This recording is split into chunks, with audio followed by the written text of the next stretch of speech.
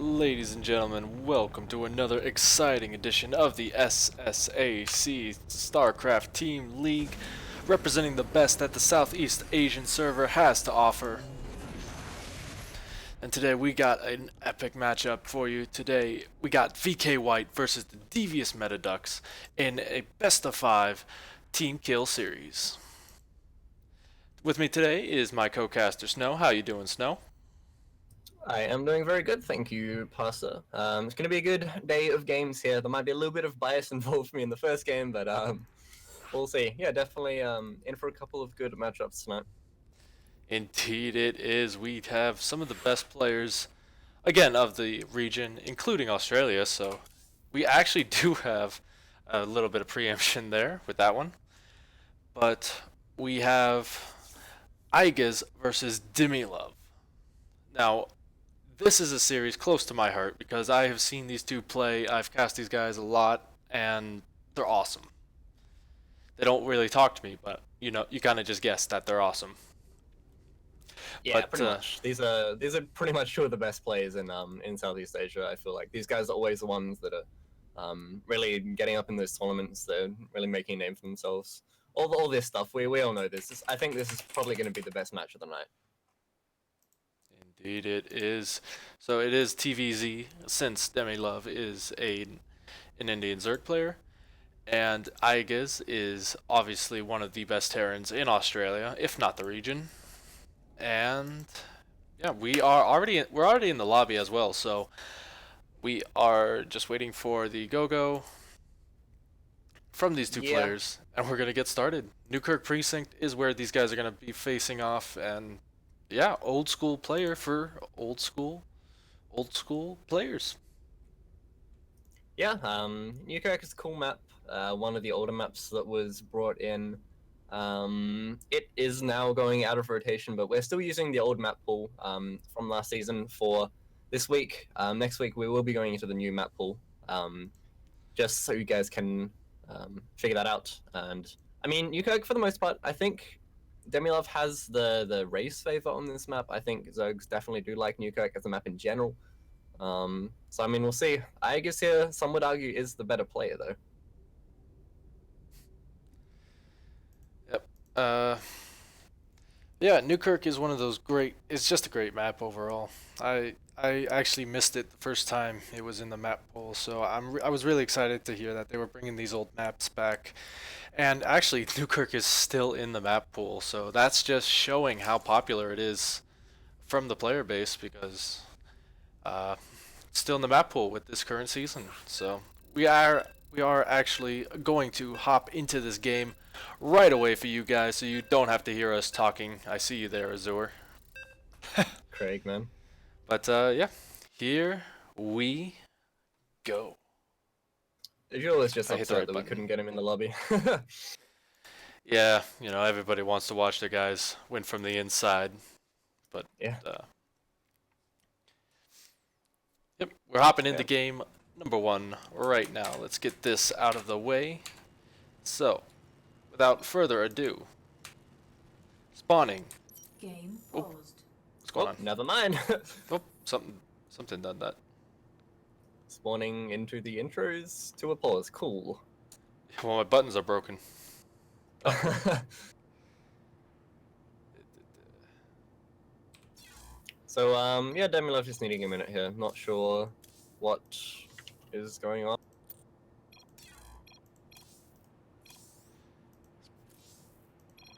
uh-oh. Okay, apparently we're on the wrong server, so we're gonna have to rehost. Yeah, that does. Yeah, that's a small issue here. These guys all want to get their best server advantage, so we did have to go to the KR server because of the distance between them. And I'm actually don't invite me just yet. I'm going to make sure my region is Taiwan. Sure. Yeah, mine is set to Taiwan. I just checked, so I don't know if that's just the servers not being right. I'm not sure, but we should get back into this as soon as possible. Yep. Cyark, thank you for the follow. Always appreciate it. For these guys appreciate it too because it always means that we get more people exposed to some great up and coming players. And for some reason, I keep giving people the wins before they even play.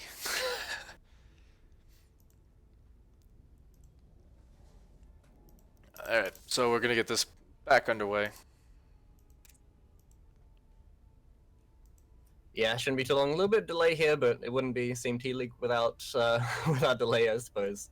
At least it's not the players at this time for delay. You know, that's always the one that doesn't feel good, having to wait on a player because their internet breaks or, you know, they get holed up at work or stuff like that. So it's always a little bit of. So, yeah, Yeah, at least delays. the players weren't Bad. too late this time.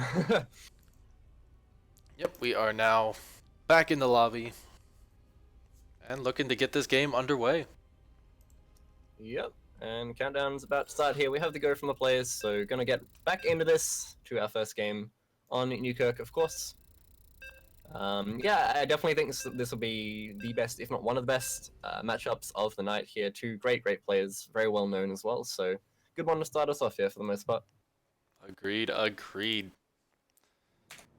So, let's get these introductions out of the way, shall we? Spawning in the bottom left position of Newkirk Precinct, it is representing VK Gaming, Demilove. And in the bottom right-hand corner, he is the blue Terran player, playing for Root but representing Devious metaDucks. It is Igers. Keep wanting to say Root Igers all the time. It just flows off the tongue. I know, like, he was with that organization for quite a long time, and did he go back to it? Yeah, he is now on Root again. Root have picked up a couple of Oz players, Probe included, which I don't believe is playing today, but yeah. Yeah, I don't think I saw him in the lineup, but yeah, you know, Root is just expanding very far into the Southeast Asia region, and I really love it because obviously this is one of the best regions for StarCraft. It's only a matter of time before they pick up Scyther as well, isn't it? Yeah, let's be honest here. Oh boy. I mean, see, there's like he's freelancing at the moment. I feel I don't know where he's going. He's definitely a very strong player. I wouldn't be surprised honestly to see Root pick him up. That would be pretty funny. Yeah, definitely. But yep, it is Root versus Root, so these guys know each other a little bit. Just because they're on the same team, though, it does not mean that they are exactly practice partners. So it's going to be interesting to see how familiar they really are with each other. While we get these builds underway, it is going to be pretty standard for both players. Pool into Hatchery for Demilove and a CC after Reaper Fast Expand. So yeah, definitely. These guys have definitely played against each other at least a few times, whether that be in just random ladder games or just be in tournaments or such. I believe these guys would be fairly familiar with each other in general of playstyles. Like you said, not sure that they particularly practice together. Just because they're on the same team doesn't mean that, but I'm sure they've definitely played each other a little bit. So this is kind of cute here, actually, just scouting the first couple of lanes around the Reaper, as it was a pull first actually out of Demilove here. Most likely just trying to stay safe against potential Reapers, I suppose. Most definitely. It also allows him to try and get across the map, but he did delay it for quite a bit, so he won't really be able to get that command center. You know, a lot of times when you go pool first, it's to kind of just put a little bit of pressure on, prevent that building from going up and delaying the Terran economy, but this Reaper already going to come in here and gets a little bit of damage done. You know, not killing anything just yet, but forcing the pull on a lot of drones, so just doing indirect damage. Zergling gonna come in here, does not get the command center, and that will just finish up in a couple of seconds here. Yeah, delayed it a little bit, but at the same time, the Reaper denied a little bit of mining time. I feel like that pool was maybe a little bit too big, but doesn't really matter that much. Just a little bit of lost mining time on either side, and for the most part, things are going to normalize. But here we have the fast overload speed actually out of Demilove. He has banked up 100 more gas right now, so we're going to see what he wants to do with that. But overload speed really tells me he doesn't want to get caught off guard of some scary potential builds that I guess might want to go for. He's already seen this factory and a barracks building, but that's really it so far. So he's really got to get in and find out what's going on. And I mean, with this Scouting Overlord, he can kind of take a look at what's going on, and he sees that Stim is started relatively early, so I'm wondering if this is just a fake, because from what Aegis is doing, it looks like he was going for an old style Hellion Banshee, but he's not canceling stim, so I'm guessing this isn't a fake out, and instead he's going to be going for a very quick push. Actually, that Reaper getting a lot of damage on that probe does not get the cancel. That mine did not block anything like he hoped he would. But Yeah. definitely looks like Aegis is gearing up for some sort of timing attack. I actually think this could be a Hellbat push of some sort here. If an Armory drops down, a Liberator coming down as well definitely tells me he wants to do some type of push. Not sure if it is going to be Hellbats here. There's a build that's been going around right now. It's a 1-1-1. You get that stim, get Marines, get a couple metaDucks, some Hellbats as well. It's just to put on a little bit of early pressure. It can end the game, I suppose, but yeah, this is what I was waiting for. The third command center here, very Aegis typical build here. Just getting that third CC very quickly and transitioning. Now switching over that factory as well. Yeah, so both players, well, actually, mostly just Aegis, starting to do little pokes here and there, trying to do a little bit of damage where he can, not really committing to anything massive, but a Hellion drop coming in here to the main base location.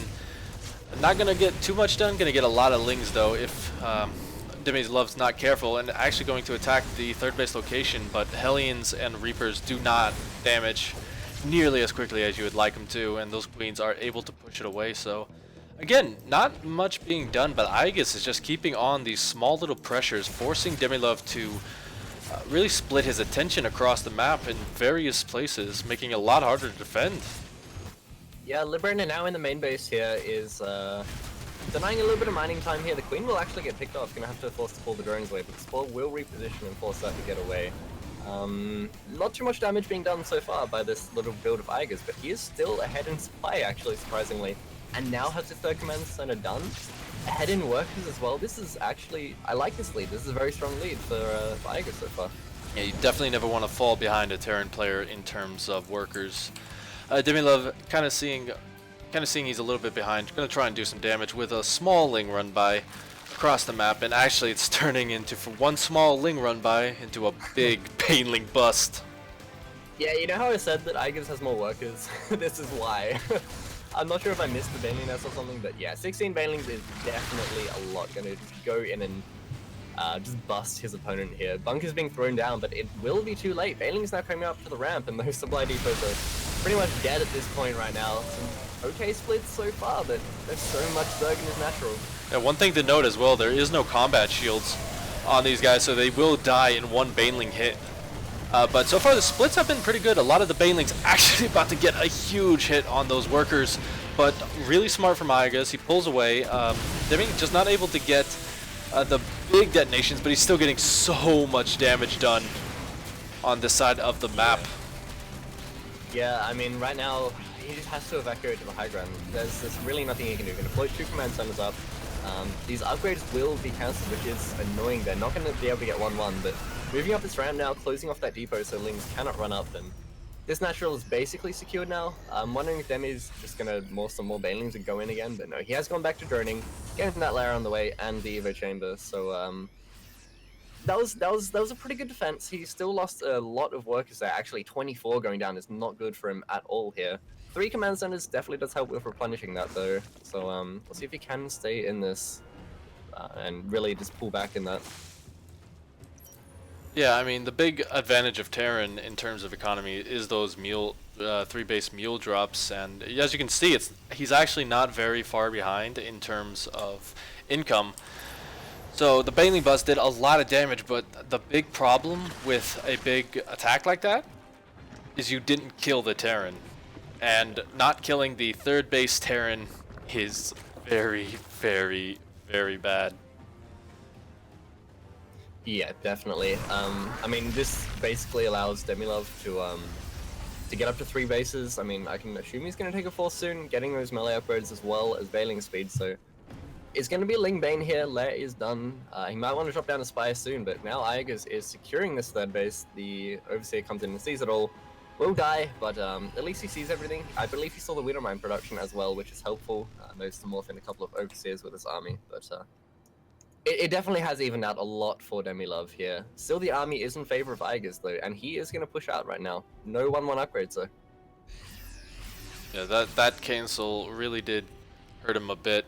but at the same time, it's relatively even with Demilov's 1-1. So I think Demilov just has to delay up for a little bit until he gets those +1 upgrades, which he can do if Aegis stops to clear up the creep. Though the upgrades are not very far away. And yeah, Demilov at this point is going to have centrifugal hooks, and Aegis has to get out of there for right now. You know, he can't really fight on creep at this time. Yeah, I mean, Aegis' position right now is a lot better than what it was before. A few Bailings actually moving over to the third base, but very well done. Aegis sees that and cleans that up. I mean, still behind in workers by 20, but this incredible army lead that he has, what is happening, man?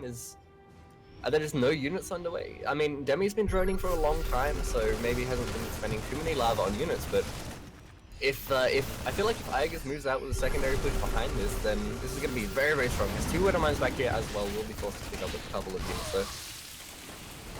They're barely going to come in here.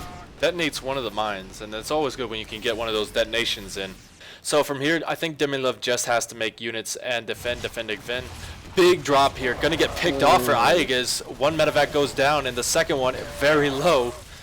That's the kind of moves that can get Demilov back into this game very quickly. You know, just catching the drops, preventing any kind of Aegis counterattacks. Go ahead. Yeah, that was really bad. That was pretty much one of the worst things that could happen there. Those mutas popped at the right time to pull that out, but that was, man, he lost so much there. You can see it in the supply. It's been evened up now for the most part. He just lost 20 supply in that drop, and that's really not ideal here. A push coming towards the 4th base here that isn't finished yet, so I guess that's a cool little advantage for Aegis. Bane's coming in now, not getting the best of connections to take a small clump of Marines, so. At this point, Demilov deciding he's going to go in. Cancels all the Widow Mines, not getting the best shots there, and Aegis actually has to retreat here. He was not able to take a good fight. And yeah, from here, Aegis is pretty much going to have to rely on his macro in order to stay in this game. Demilov, wisely though, not going to attack just yet. You know, you can't really engage the Terran with what he has right now, and I think that's the best choice to back off here and get that 4th base re-droned up. But you do have to be careful at this point in the game with Terran macro. Yeah, just Demi just systematically just sitting back saying, okay, I have 2-2 finishing pretty soon. I'm gonna get more Mutalisks, gonna get my 4th base saturated. At the same time, Aegis is getting his over. It has now floated over. Planetary is on the way. But I mean, maybe Demi can hit some sort of 2-2 timing hit. He is very ahead from that. That fight in particular put him very far ahead in terms of army here. He has rebuilt some workers here, nearly up to 80 workers, which is very good. So he could just take another base and just keep pushing this lead. Infestation Pit going down now as well, so most likely wanting to transition into Ultralisk, now taking a 5th base as well. So this is definitely a better position for Demilov. Indeed, you know, he's gonna be getting up to that late game tech. One thing I worry about though is the mutas haven't really been aggressive on the other side of the map. One of the big power plays of the Mutalisks is just kind of keeping your opponent at home, forcing him to expend supply in defending these kind of attacks. He's gonna go for that turret. He's not gonna get it. He just barely gets it, and this base has to be evacuated for a moment. But this is kind of what I'm saying. Force Aegis to stay home while you tech up to this hive tech, while you get your army up and situated, and from there just kill the Terran player. But yeah, I mean, Aegis is doing a decent job in defending so far. You know, kind of making Demilov hesitant to go in with those Widow Mines smartly burrowed. Yeah. Still feeling that he actually now does add a couple more turrets here. I'm gonna say still feeling that 1 turret is okay against that amount of mutas. I don't really like, you can afford to just throw down like 1 or 2 more turrets and then you'll be decent against it. Even if you don't get a repair instantly, then you know, you still be fine. You have multiple turrets and 3 Widow Mines in that mineral line now. There's no way those mutas are pretty much ever going back there, but a huge push from Aegis right now. I mean, Demilov is maxed out. Aegis is nearly maxed out as well. Has his 2-2 timing right now, and some Bailings rolling in. Widow Mine hits could be good. Not the best hits from those Bailings, so. Yeah, but Aegis not stepping on the creep just yet. He's waiting for his reinforcements, resetting up the minefield in a better position. And from here, it looks Yeah, like but Demilov is gonna go for it. Bailey's crashing most in, of the not getting. Zerglings actually are up to the towards the fourth base there, which was picked off by a small marine army of Aegis here. So Oh, the Lings coming back down is pretty much gonna say like Aegis get out of my base, but still that was a very good pickoff. Most of this army will go down there. yeah, Demilov able to clear this up. You know, I guess fighting in the open, and once you get a full surround on with those Zerglings, you know, there's no coming back for that. Behind this, I guess does look to be in a bit of trouble. You know, more Banelings morphing in, and Demilov is out for blood. It's almost double the army's supply for Demi, and yeah, he's coming in. Yeah, I mean, a nice choke, I suppose, in between the buildings here, but there's just no units here. Widowmine's been targeted down by the Mutalisk, is a very good play. Overseer gets taken out, I suppose, is kind of good, but there's just so many units here. There's no way Aegis can defend this. His army supply is half his opponents at the moment. If that third base is going to go down, Mutalisk count did get culled a little bit here, but he can easily, with the larva, just remake them, and it doesn't even matter. Demilov takes game number 1. Yeah, very back and forth game between these two players, but in the end, Demilov closing that out there with very good fights, actually. It seems like whenever they just had like a one-on-one fight, just like my army against yours, Demilov came out on top. He was ahead in upgrades for most of the game. They were both 2-2 in that last fight. I just feel like if I guess did the right thing, I think, by splitting up the army of Demilov. He didn't really capitalize on it too much, though, as the mass bailing threat was definitely an issue. But even still, that was a fun game to watch for sure. Yeah, 2 great players going up. So how this works basically is we're gonna have to figure out which server we are on for the next game, and from there we are going to switch over to that, and yeah, from there we'll get this next game underway as soon as possible. It's gonna be Kaiser versus Scyther, so that's gonna be a really fun game as well. Another TVZ versus a really good Terran player.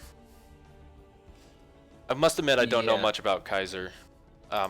Maybe you have more. Me either. I think I've cast him a couple of times in this team league, maybe once or twice. He's definitely a decent player. I don't know how he would do against Cedar. Cedar's pretty much widely regarded as one of the best players in Australia right now. So I don't know, man. It's gonna be tough for Kaiser to take this game. Yep, so from there, it does look like all games tonight are going to be on the Asia server, formerly the KR server, and we will be getting this game underway. Hopefully, I'm not sure if I'm making or if the admin's making. I'm not entirely sure. I guess I can make. Yep. So while we do have this little bit of a lull, I'd like to thank the sponsors for this tournament. SCA Open, really good team league. So you got to thank the admins, got to thank the players who play in it, got to thank everyone who has anything to do with this.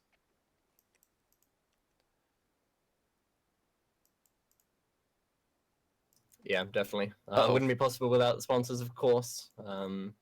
It's a very cool team league, actually, so far, the C Team League. Uh-oh, looks like there's a small problem. Ooh, what's happening? I don't know, I'm getting very frantic text messages, so I better take care of this while we are getting the game set up. You see him too, right?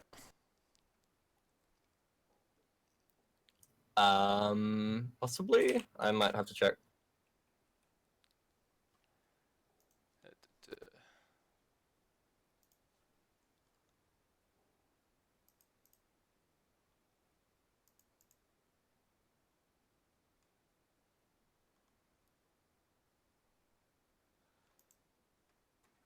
All right, you're on entertainment duty. Let me get this figured out real quick.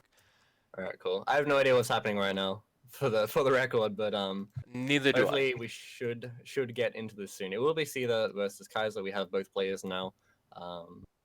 So Kaiser was the lonely barcode that was sitting in the channel, but we do have him now. So we should get this underway fairly soon. Will be another ZVT here. It's a very fun matchup, of course.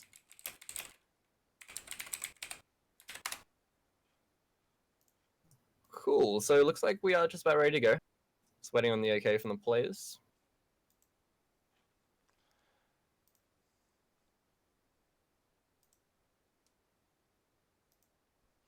All right.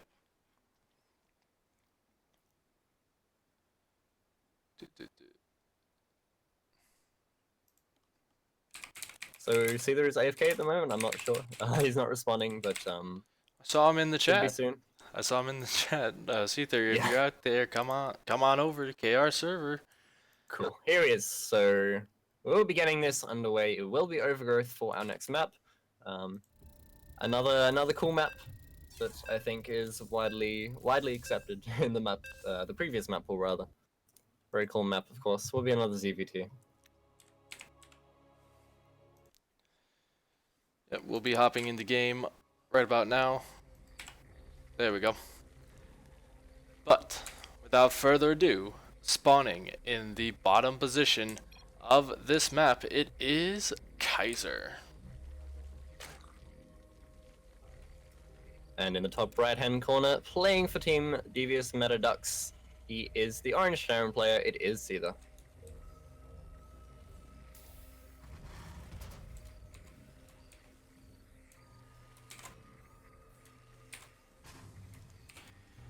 Yeah, so another TVZ, what I feel like is one of the best matchups in the game, if not the best matchup. Hint, it is. But Yeah. it does look like we're going to be seeing the standard kind of builds out of both players here. We got another spawning pool first, which kind of tells me that Kaiser wants to do some bit of delaying on the other side of the map. Yeah, very safe opener from Kaiser. It's pretty much the same build that Demi went for last game. I believe his gas is a little bit later here if he decides to take it. I'm assuming he will take it as he just kind of dies to 3x Reaper without gas. So hatchery being a little bit later isn't too much of a big deal. Maybe scared of some form of cheesy play, some form of proxy Rex or Reaper of some sort, but that will not be the case here. Well, to be fair, it is Scyther. Yeah. Yeah. You know, he is not one to let his opponent get away with whatever he wants. He's one of those guys who will just throw out all the stops, do whatever he can, just absolutely make your life heck. If you want to expand, you're gonna lose all your units. If you want to attack, you're gonna lose all your units and all your drones at the same time. That's Yeah. kind of Scyther's playstyle here. Yeah, speaking of which, right now we have the very fast roach roaring going down, so that's what the early spawning pool is for.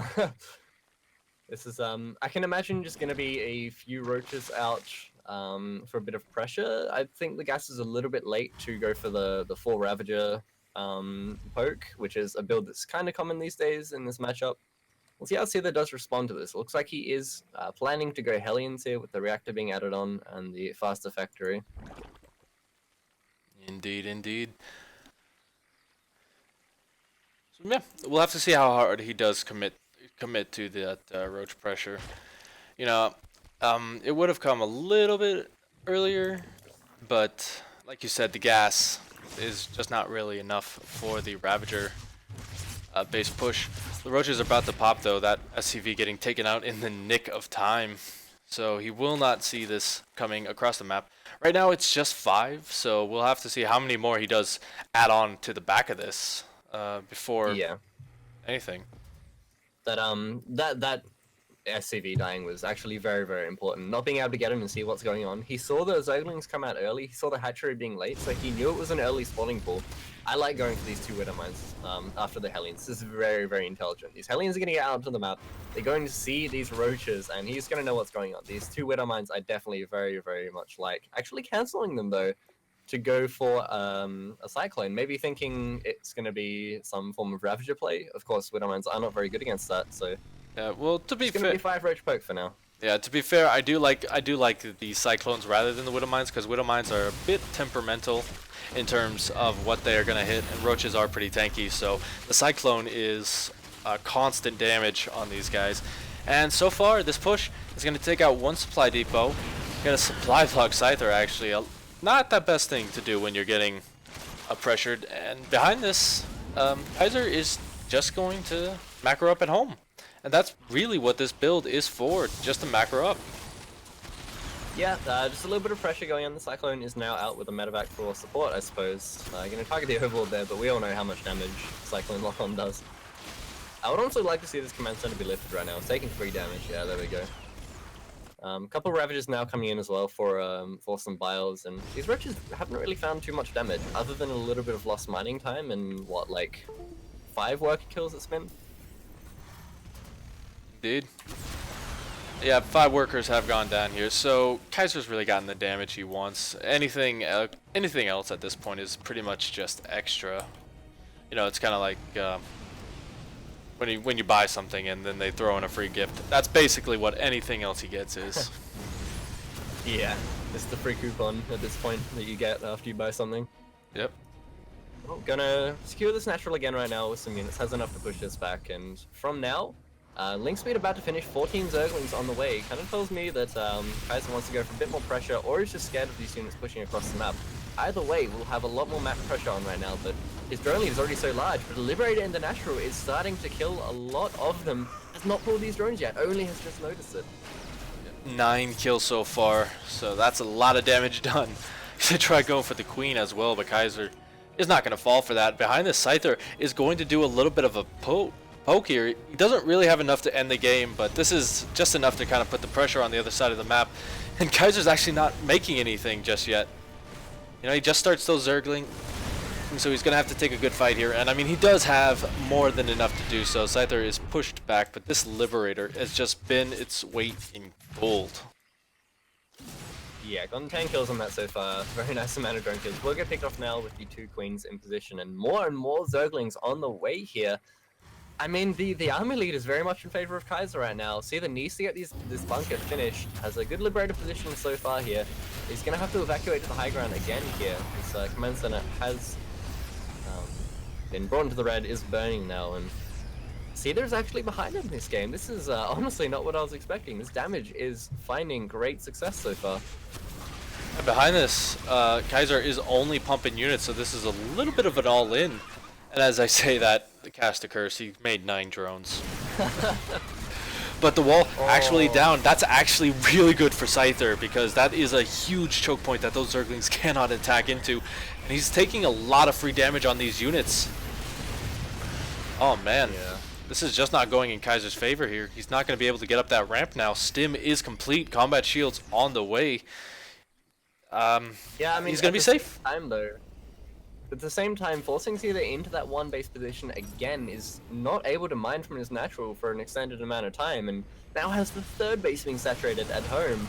For Kaiser, I actually really like his position here. Getting rope speed on the way, Banding Nest, 2nd evolution chamber with melee upgrades on the way, so this is definitely a very strong position. He can just make some more drones, make a couple more units now, because this army is definitely scary. Can push off this Zerg force, but he has that 3rd base saturated. That's the very important part of this game. And I mean, the Incub tab really tells that story. Indeed, it does. Combat shields on the way as well, so Scyther pretty much has to just retake this base, saturate it, probably go for his 3rd, you know, he's got to be very defensive, but, I mean, it's Scyther. Who knows what this guy is thinking? Think he's going to be defensive, then he just goes and kills you immediately. You think he's going to kill you immediately. Boom. He's on 5 bases. Yeah. Another Liberator now coming in towards this 3rd base here. Would be good if he can get a couple more drone kills. Has found great success so far. Already getting a few. We'll get 3 there before the drones are pulled. But this 3rd command center is already done for Seether. Is now floating over. This is very, very good out of him. Even just being able to start that 3rd command center while under that amount of pressure is this show of a good power player, I think. Indeed. And I mean, behind this, these Liberators just getting their weight done. One going into the main base location. Overlord's going to get picked off. That's actually going to supply block him for a little bit. But I mean, Hmm. for all the delayed mining that Kaiser's done to Seether, Seether is repaying the favor in full in that regard. Yeah. And actually, Has now actually caught up in in workers and oh has that my third base and has gosh. mules as well. This is actually pretty good for Cedar. The income tab is starting to tell the comeback of Seether. Oh boy. See, this is why you have to kill the Terran player. Like, immediately. Right then, right there. Yeah, I mean, I thought Cedar would be behind right now, but apparently he's proving me wrong. And moving towards the third base now, this is still a scary force. There are a lot of mules here that will be denied mining. Yeah, Banling's rolling in, gonna try and get some juicy hits off on these units. The splits, though, are incredible. Kaiser gonna try and take the fight. He may have enough. It's gonna be very, very close. I think Seether will be able to defend this with his defender's advantage, but who knows how many more SCVs is he gonna get? Even gonna just try and kill off that second base location. Widowmine's doing some damage as well. It's very close. Yeah. Yeah, I mean, having to lift this command center again needs to not let it fall though. Good repair on the SCVs. Biles are definitely a threat right now. These Widow Mines are not available though. This will be pushed off as there are no more roaches to tank for those Ravages, and Ravages just kind of melt to bio. Some Maulings coming right now, not too many reinforcements from the Zerg player. As long as Cedar keeps kiting right now. Oh, exactly back into the wall though. The Widow Mines almost have cooldown though, so it could be okay. Just getting out of there. Great reaction times from Seether. Kaiser still doing a little bit of damage though. You know, he's getting a supply depot here. Gonna cancel this third base for a little bit longer. Again, denying Seether valuable income. And behind this, he's actually just gonna drone up a home. This is very risky, I feel. You know, Seether at this point has a very strong three base mule, which means he can pump out a lot of units very, very quickly as the Terran player. And it's going to be risky to try and drone up from here. Yeah, it definitely is scary. I mean, Kaiser has killed a lot of SCVs of his opponent. Comparatively, I guess, compared to the Liberator harass that happened before. The main base is now mining out. Natural will start mining out soon as well. Still only on these four bases, which I think is fine. Fourth base isn't fully saturated yet. A couple of extra drones wouldn't really hurt at this point, as long as you mentioned, he doesn't die to any big push from Seether, because I mean he's starting to catch up again, just rebuilding his SCVs over and over again. I gotta say, this is the scrappiest game I've ever seen out of these two players. Yeah. They are just. This is great so far. Yeah, we thought Aegis versus Demilov was gonna be good. This is epic, just non-stop back and forth action, and both players not really able to kill the other just yet. Yeah, I feel like it's just beating a dead horse at this point, in terms of what they're doing. Like, the other player seems like they're dead, and then they just kind of live and then get an economy again, and that just happens. But now Seether actually with the lead here. I feel like Kaiser hasn't been droning as aggressively as he could be here, and that's dropping towards the fourth base will deny mining. I don't think it's going to get a hatchery though here, as there are units, but Seether has now taken the lead for pretty much the first time in the game. Indeed, he has. And yeah, it's been a really relatively low income game. It's only 46 to 40, and neither player's really gone above that. And yeah, I think we have seen the stabilization of this game. Uh-oh. Yeah, this is still no fourth command center though for Seether. Maybe just gonna lift that main base over, as it has fully mined out right now. Can lift it down to the southern location just below the main base, but it looks like a little bit of a push will come out from Seether right now. His head in army supply, so we're gonna have to see some Demilov engagements from this for him to hold on at this point. Yeah, I should decide to really back off. kind of a scary situation. Yeah. Yeah. So far, Seether's not wanting to attack just yet. You know, he's backing off a moment, probably afraid of a run by. But this drop is gonna get taken out. Gets a few drones, I think, maybe one or two, but not really worth the drop. And I mean, Kaiser's drop defense has been relatively nice. Not really taking too much damage, not really losing too much. He's really not done much in terms of dying. in. Yeah, I mean, the problem is though with defense like that is he's pulling pretty much all his units to defend one drop. It definitely leaves him open on other fronts, to for the Terran army to just move in and kind of snipe a base. But it's either not taking advantage of that so far.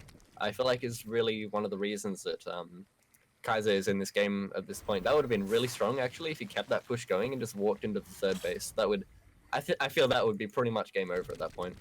Indeed.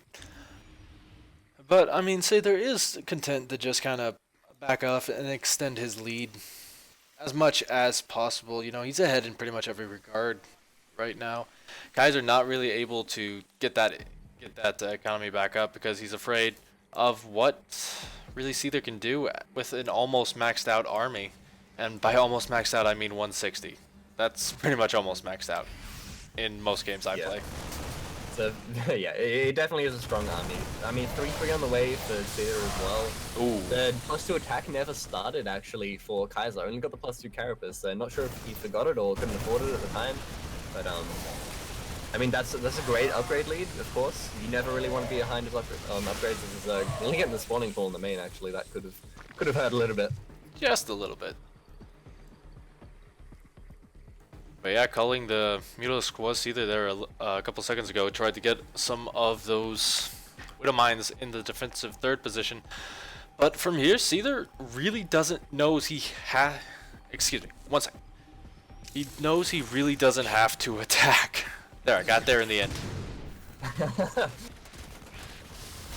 Yeah. Well, Seether now has his 4th base secured. Did make another command center, turning into a planetary right now. Has missile turrets already done, so meter harass isn't really an issue over there. Did not actually take gas on his third base, just deciding I want more minerals type thing. These meters will try and head over towards the 4th base, but 3 missile turrets will just head right out. Even more still on the way. They're gonna try and pick off a couple of Widow Mines. It does, but he can't engage here. He has to get out of there. Way too many Marines. And Yeah, for sure. yeah, I mean Kaiser does have full map presence, you know. It's not really able to move out just yet with any small forces unless he tries to drop and force the mutas away. And I mean from here, I think he's quite content to do so. Yeah, I feel like the problem in this game, really, for Kaiser that has stopped him from getting so far ahead, was he's never really been consistently ahead in drones. He's either been even ahead for a little bit after he does a little bit of pressure, and then goes back to being even again. He doesn't replenish the drones that have been killed, really. He is very much content to stay on that 50-60 drones. Like, I don't know, man. It's it's really keeping Seether going right now, knowing that he has even economy and even having mules ahead of that really evens out this gold base, I feel. Yep, so I think we are going to be seeing a big 200-200 push from one of these players. Yeah, it's about time. This is the God Overlord. His followers. And I mean, he hasn't steered them wrong yet. He showed them this drop, and it's going to force the mutas back. But Seether is going to go for blood. Feeling confident enough to get onto creep. Widow Mine's not set up just yet. Splitting his opponent up though. This engage is very good actually for the Zerg so far. Good Widow Mine hit though. A couple were taken out here. Now forced off creep. A great back from Seether though. And still the drop in the natural being annoying. Multitasking through all of this. And the Terran army is just going to push into this phase. This is a very strong position to see that to be in. This drop's still alive as well. Yep, so pushes on both fronts. The drop is going to get cleaned up, but he still has to deal with this massive army from Seether. And the reinforcements are just streaming across the map. Seether smells blood, and he wants it. You know, he is a shark, a big great white. He is Australian, so it fits. Yeah, that was really the fight that Seether wanted there. As long as the bailing hits here aren't too good, I feel like it should be okay there. As it was, they weren't very good at all, and there we go. Seether just having too much will take that second game in a very, very good 18-minute match though. Yep. So I don't know if they want to get the next game started immediately, but we will figure it out. Now this should be as soon as possible. all right. Yeah, sounds good. I do have to fix something, so if you can entertain our fine, fine guests for just a second.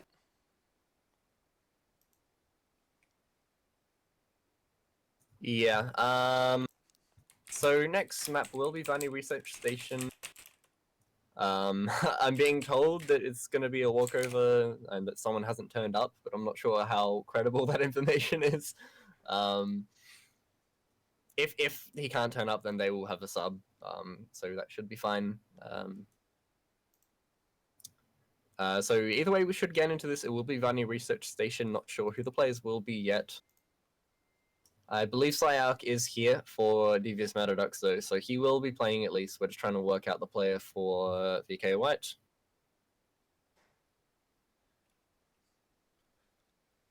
So it looks like we will be having the sub in replacement of Strike. I'm not sure if Pass has stepped away from it. I'm right here. I'm assuming he has, but oh, okay. Dealing with some things, I suppose. Yeah, I'm trying to figure out some behind the scenes stuff. So if you see me here, just kind of ignore me unless I'm looking straight at you, because I can look Okay, into sure. your soul. And I will. All right. Oh, here we go.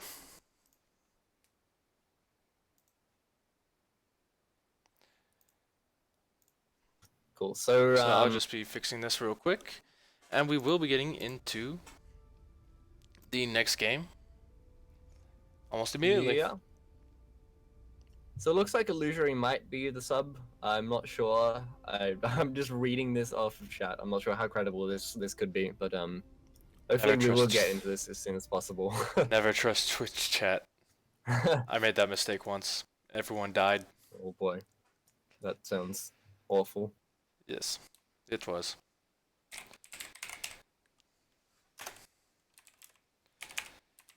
Alright, but yep, we will be getting into this lobby almost as soon as possible. Um, so it is not a walkover. It is a sub. There we go. Alright, ready for a trip, guys? Oh boy. I just broke everything. Oh dear, what is happening? Up. You guys on stream can probably see what's happening, but I have no clue. I'm just sitting here like I'm just talking. Yep, nobody tell him. Yeah. Oh boy. Alright.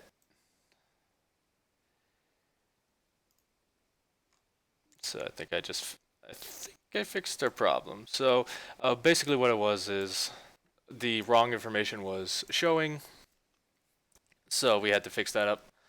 If there's any problem with it, if you guys see anything wrong, I can't really point at anything. I'm gonna try. If you see anything wrong up here, let us know. If you see anything wrong up there, let us know.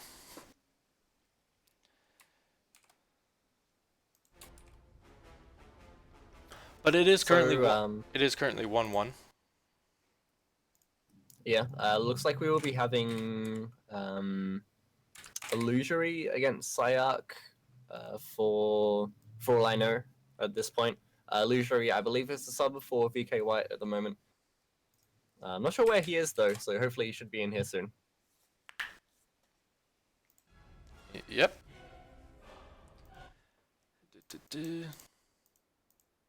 Yeah. Okay, so it does look like Syark is giving the win, a walkover win. So we will update that. So it's currently 1-2 in favor of the Devious metaDucks, which means they are in match point for this best of 5 series. Oh, was it walkover? Looks like it. That's what I'm being told.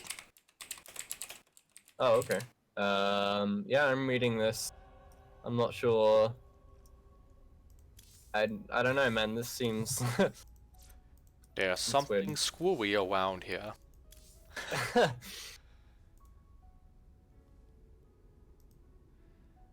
Alright, so we will be getting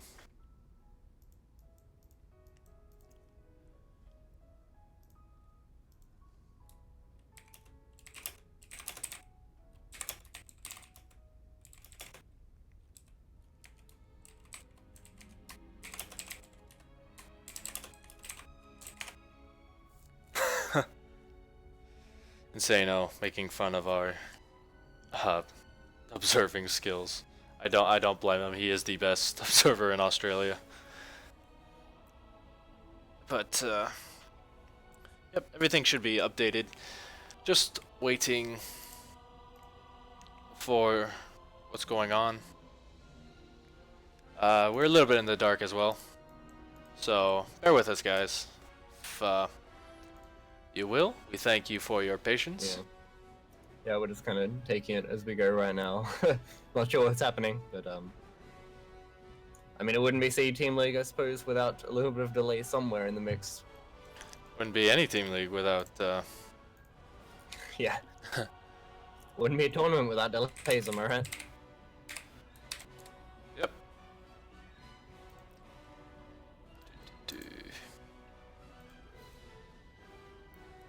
I actually can't see where they are, so I don't know if it's fixed on their screen. It is. They're trolling by now.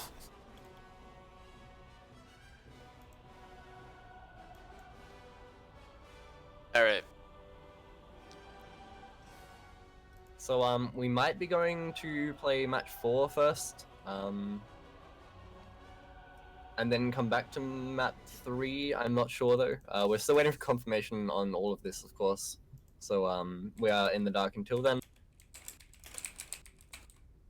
Okay, so while we get this figured out, I think we should go to a 2-minute break.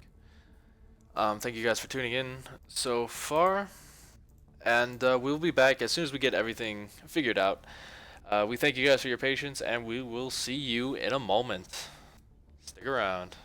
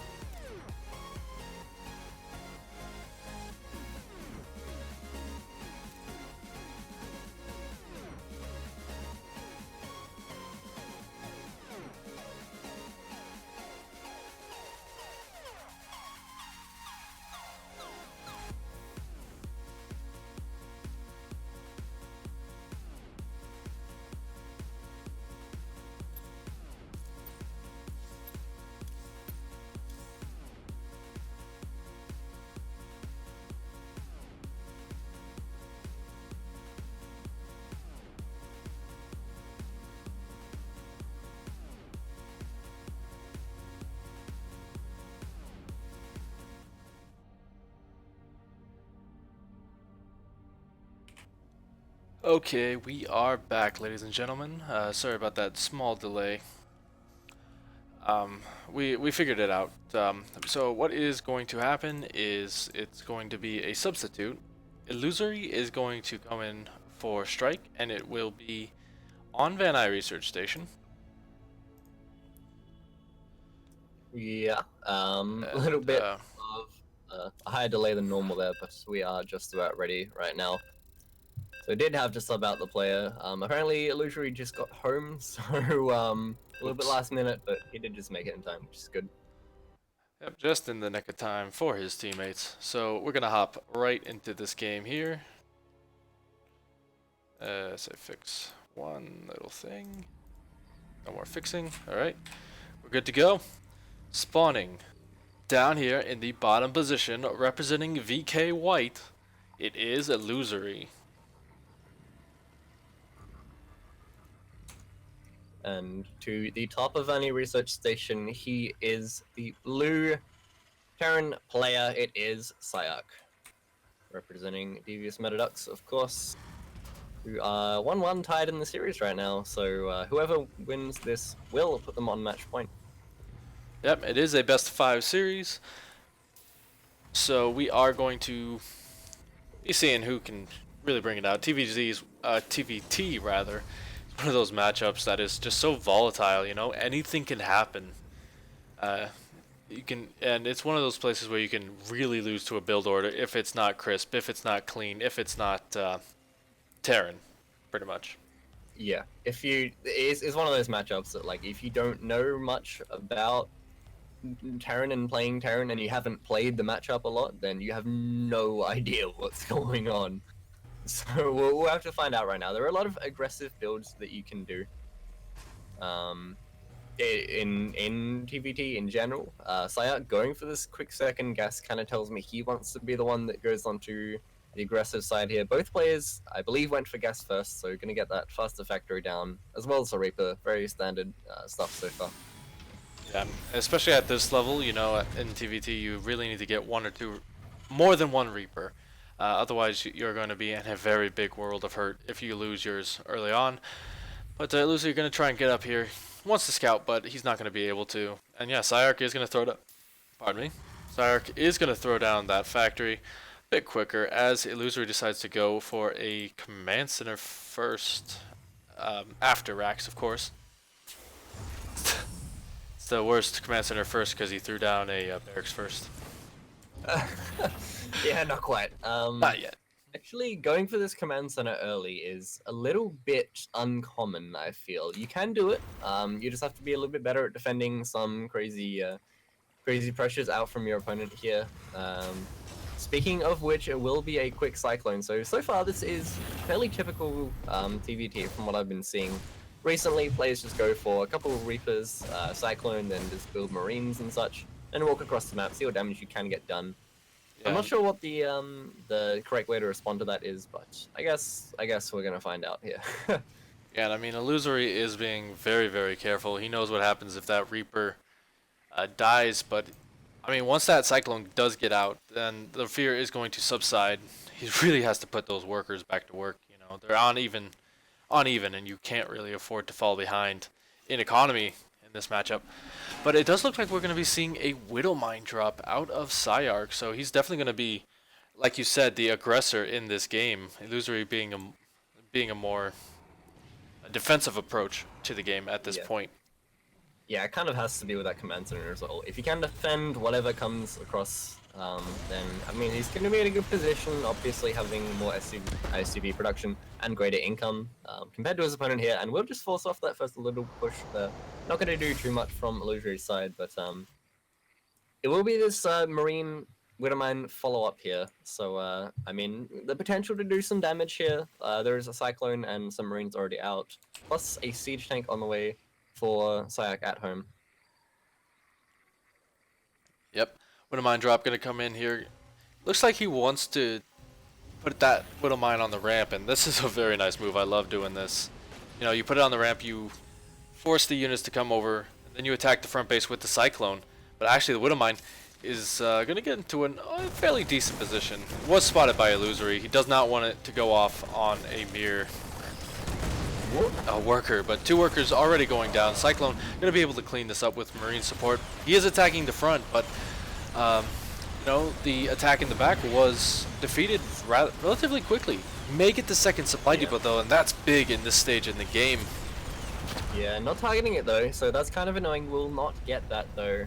Did pick up 1 depot in the end. The Widowmine is still here, and the follow-up drop is coming with a siege tank. This is I feel like this Oh is no. really where it starts. The second Widowmine shot will go off and get 1 Marine, getting a couple very low as well.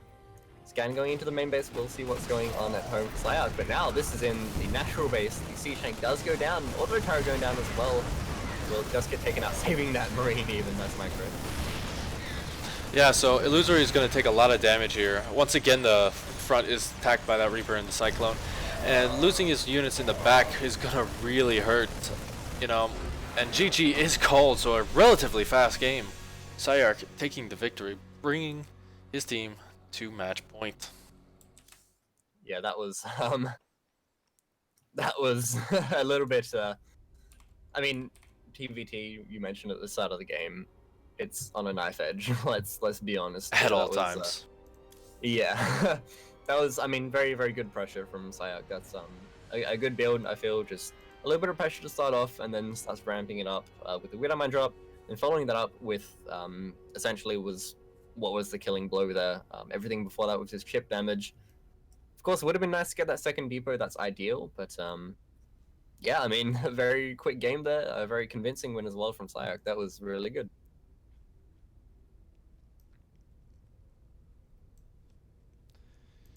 Indeed. And now we do have match point, like we've been saying, for Devious metaDucks. And it's going to be a TVZ. Once again, TVZ. You know? Love it. Yeah. I can't. Yeah, definitely. Is that I mean, Whirlwind, by the way? Whirlwind? I believe so, yeah.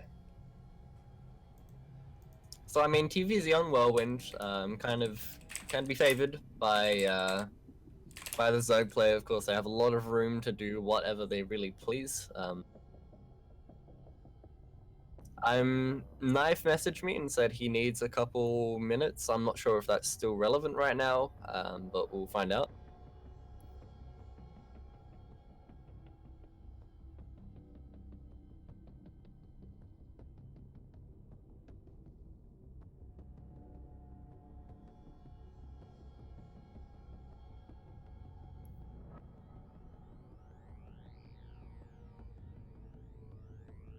Yeah. We will see how quickly we can get into this, as I'm pretty sure Knife is AFK right now.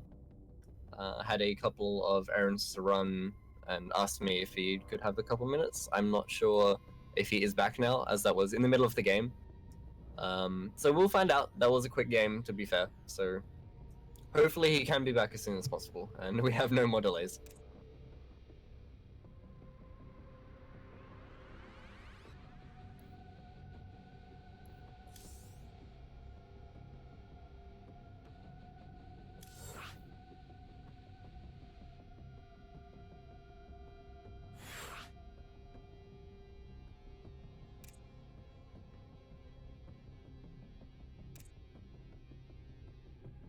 Nice. I mean, you're the only one that's gonna do it, I guess. So good luck. Yeah.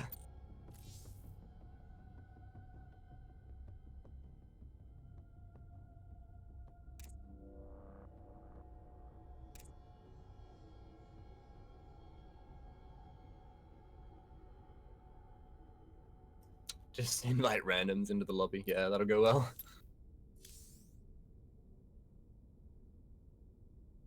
Yeah.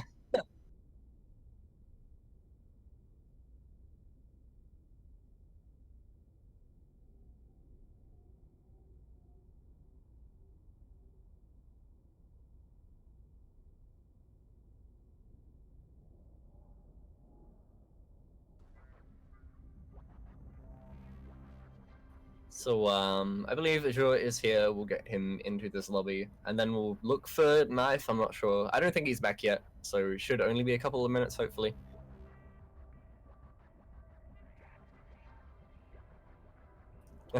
great.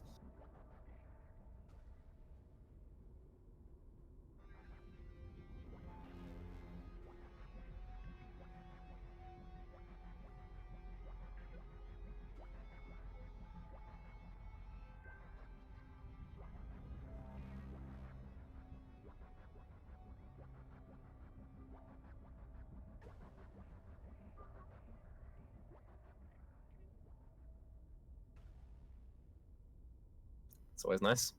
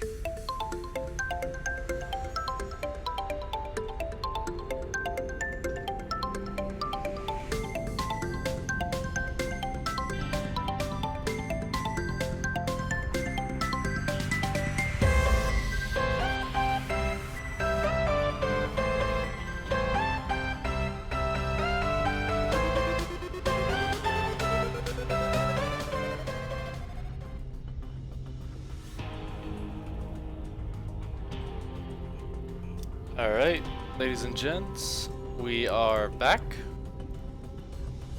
Apologize for the we got both players in the lobby here. Just needs one more second. So Yeah. yeah, we're just gonna give him that minute. And Yeah, we'll get this seems game like he is underway. back now though. So downtime has been awesome so far. The second half of this series, but hopefully we should get into game now. Will be knife against Azure across our ZVT on Whirlwind. Yep. And here we go. The countdown just started. So here we go when the lobby thing loads. Uh-oh. There we go. Uh-oh. Okay. Almost had an uh-oh. Nice. That's Not not yet. good. We've had a few uh-ohs so far. Alright. Without further ado, ladies and gentlemen, spawning in the top corner of this map, it is Azure. Yep. So good. Can't get a close-up. Nice. There's one down to the bottom right-hand corner. He is the Teal Zerg player. Playing for VK White, he is knife.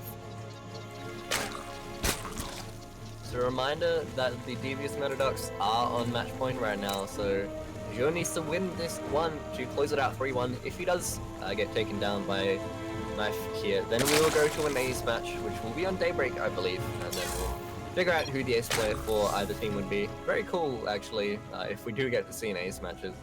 Haven't really seen too much of them in this team league. Typically, the games have been pretty one-sided, 3-1s. I think is the majority of the games so far. So I would be believe cool. so, yeah. Well, at least the ones that we've casted. I haven't really Yeah. seen the other guys. But Knife does feel safe enough to drop that hatch first, so he's definitely looking to go for something, you know? He's a Zerg player, he's always looking to go for something. I mean, yeah, that's generally a good thing in a game of StarCraft 2. Yeah, you have gotta a go. plan. Yep, but so it is hatch first into spawning pool. He's feeling safe against that Reaper that is coming out, and the Reaper is pretty much obligatory at this point on a 4-player map. So it is going to be a very standard Reaper fast expand. And from here, we'll have to see how aggressive he decides to be in the early game, because if left unchecked, the Zerg player, like you've said before the break, can get into a very, very great late game position. Yeah. At the same time as, of course, the spawning position is not really being that ideal for the Zerg player. This Overlord will get the first scout off. I'm not sure if Azure did see that, but he's going to send his Reaper down to the south position right away. As I mentioned, of course, cross positions are ideal for the Zerg player. Gives them as much room as possible to get things done, to really ramp up their economy, and gives them plenty of reaction time against drops and stuff as well. But Reaper is coming in now. We'll confirm the spawning location if he didn't see that Overlord, but we'll just get in, do a little bit of damage, nearly getting a drone there. Explore more there. Yeah, nothing doing for that Reaper so far. Zergling's gonna come out and just prevent this with the Queen out now. If he gets a drone, it's gonna be a very, very nice little treat for him. He's gonna go home very, very happy with a participation trophy. Yeah. But we still just getting in, seeing what's going on is nice, but this Rage Foreign is incredibly early from Knife. yeah, we may be seeing a bit of cheddar, you know, and I think that's pretty good for us. Yeah. You're terrible. Yes, I am. Those... Oh boy. Oh man.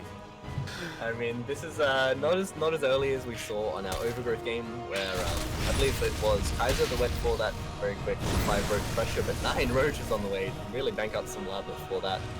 Has double gas as well, has not taken a 4th base, is still relatively low on drone count here, so can have 9 roaches out. Lings do have Ling speed finish right now. These Hellions and the Reaper will scout the lack of 3rd base. He might be getting a little bit worried right now as well, and Hellions are not the correct thing to be building against, as Hellions are not going to do much at all against roaches.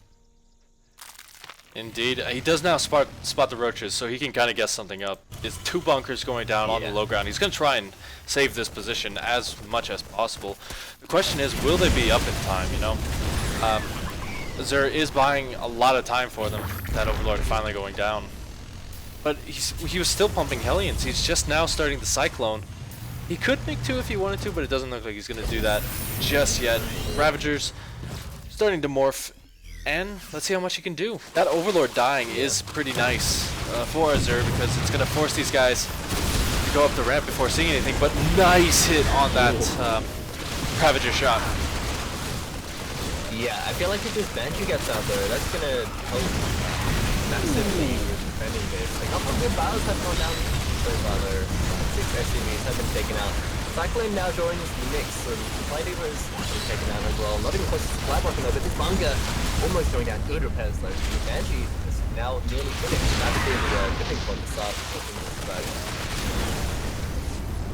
Yep, this has been a very nice hold from Azure. You know, he was able to get it, and now all he can do is focus down the Ravagers. Force those biles to go towards that Banshee, and he's going to try and come in once again, but the repairs are good. Going to try and get the 1 bunker, he does. Cyclones are out in force now, and 2 Cyclones just absolutely decimate this push. But that's how good they are. Untouched by battles, a nice micro to keep that down, and now this is very much defended. Some more Zergles coming in, after the last couple of reinforcements coming in as well. A few more Roaches as well, but Knife has now gone back to droning. This is very much held at this point. I even wouldn't mind a second bunker or another just safety bunker going down for Azure, but for the most part, I feel like he should be okay. Sending his Banshee out onto the map right now. There are no spores down. I don't think he got cloaked. No, he didn't. So this will just be a normal Banshee. I guess see if he can catch any units is always nice if you see roaches in the middle of the map. Yeah, definitely. One thing as well is we're gonna have to see what Knife decides to do behind this. You know, he really hurt his economy by doing that. He doesn't really droned up very heavily behind it. He's just now trying to do that, but Azure now has a big window to do a lot of damage, especially with these Hellion drops. And yeah, roasty toasty drones. Oh no, that is really bad. Getting drones are stacking the main gas guys. That's one thing you never really want to do. That's a good plan. Place all your drones into gas guys. It's really fucking nasty for that. Oh no. 14 drones down. That is very, very good damage from those. Yep. This is all that's left right here. 20 drones. This drop will get brought away for the moment, but he's being aggressive with it. And behind this, Knife has to use all his larva to try and get back economically. But Azure just barely paying attention there. That could have been so good. Yeah, even still though, the SCV lead for Azure is so good right now. He's got Stim on the way, extra barracks coming up, and eBay finishing in the front.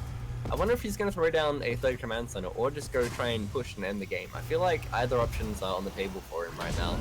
As, I mean, Zerg is still trying to get back economically. He's not building units right now. Doesn't have a Baneling Nest. Just has that Roach Four in the slot pool, so Roach Link is really his only option to defend something like this. And with the Siege Tank on the way, I really feel like this is going to be a strong outcome. Actually, third command center is already done. Oh my god, so you can just float that over and go push anywhere, I suppose. That micro by Azure though. Yeah, this one guy has 5 health.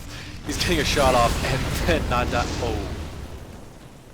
See, that's the thing. That wasn't even the weak one.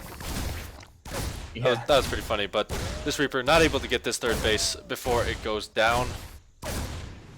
But yeah, Knife really has to get back into this economically. Go ahead.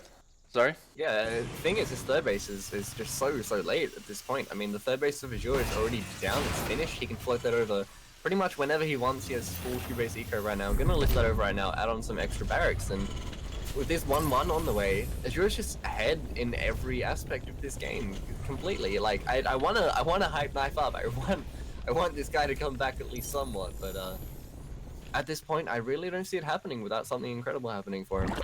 Yep. But from here, we have stabilized, and it does look like Azure wants to take that stabilization and just throw it out the window. He's starting to set up his third base location. It looked like he was about to attack, but I guess my my caster eyes were just a bit too early. Yeah, definitely. I think Azure is probably just going to push out on 1-1 right now. He has a nice combat shield, +1 timing. Going to abuse that upgrade lead, or at least the upgrades his opponent really doesn't have. Not even any evolution chambers. Actually, there are evolution chambers, just no upgrades really started. I feel like Azure can really hit a very, very strong timing here with tanks, with obviously the bio as well, and even the Banshee, I guess, to help out.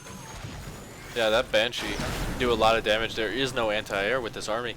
Behind this, though, Knife is trying to tech up relatively quickly. You know, he's got that infestation. Words. They're English terrible. hard. Yeah, English bad. But yeah, he's getting that infestation pit. It looks like he wants to go up to hive tech. So really, it's just going to be a matter of surviving for him. You know, he's got. Again, I'm going to stress the economy is not very good for him right now, and this Liberator is just kind of putting icing on the cake with that. But yeah, Knife really is in a position where he really, really needs to defend. Yeah, but I mean, here comes the one with there are 4 siege tanks with this army. This is absolutely ridiculous. The army for Knife, where is it? He has 10 roaches, 4 ravens. That is nowhere near enough. There are as many tanks as there are ravens right now. 40 marines as well. This is just a ridiculous amount. The files could be good, but just moves out of them just in time here and just splitting up the army, free to move into this third base while still keeping a very threatening force at the front too. Kind of hold the roaches at bay. Yeah, it's double the army supply. Knife just lost a big chunk of health on those units. The third base is going down, and with it, I think Azure has done it. He's a bit afraid to push up. However, you know, he doesn't want to throw the game with one bad decision. But yeah, he's just getting further and further ahead. At this point, but even still, these siege tanks will now move up. Looks like Azure is just going to walk up the ramp here. Files go down, stepping forward. Doesn't care about the tanks right now. Moving forward into this army, still has that upgrade lead. So far, moving back, getting a couple of good tank shots in, and that will be it. GG. Azure will take the game and the match for Devious metaDucks. Yep, so a big congratulations to the metaDucks. They take the series 3-1. Yeah, a very important win actually for the metaDucks there, as they really need they needed this win to at least have a chance of getting into the top 3 of their group. It's a dire position for them, but yeah, it's really good to see them picking up that win actually. Very, very good win. Indeed it is. So that is going to do it for this section of the SOTL. In 30 minutes, though, we do have another great match coming up. All-Star Thailand versus Team Flames. Gonna be another good one, of course. But yeah, excellent games. It's just been DVZ awesomeness, DVT awesomeness. Really good. I love it. But thank you guys for tuning in so far. I think I'll just keep the stream on, adjust some things, and we will see you guys in 30 minutes. It's still gonna be us. We're not going anywhere. So if you guys, a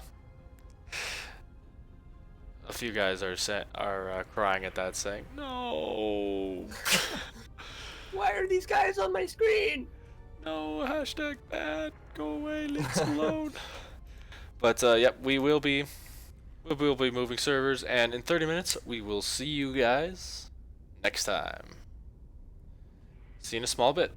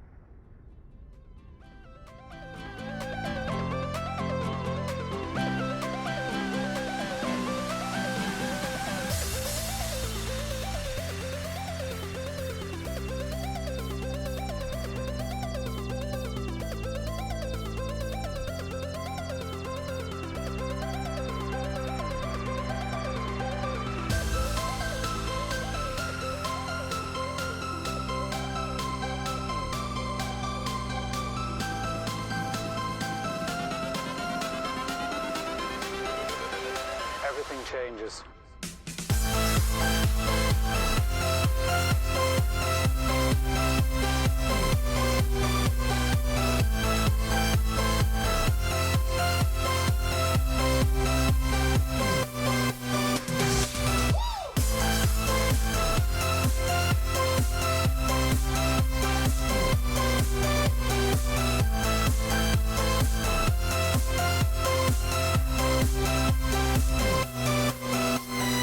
Life.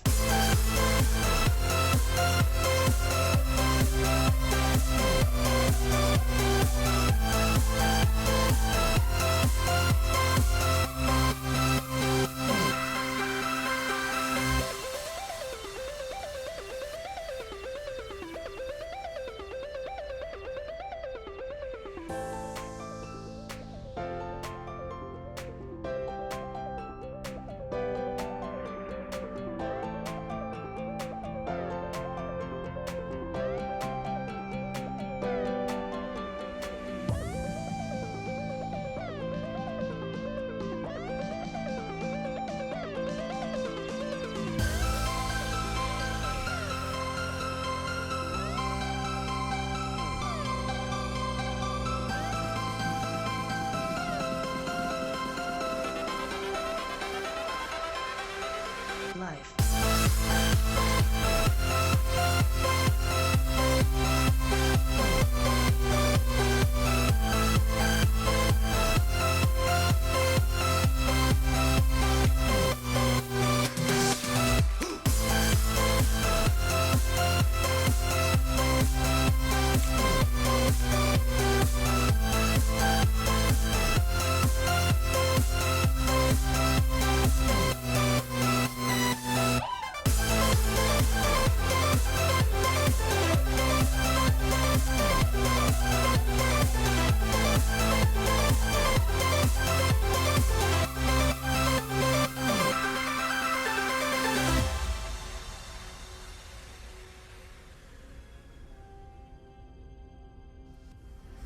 I was fine when you held my hand.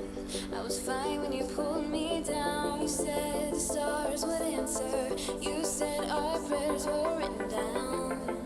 I was fine when you pulled me in. We were forced to be human. And then the world came after. And I had never questioned it. And they said it was wrong.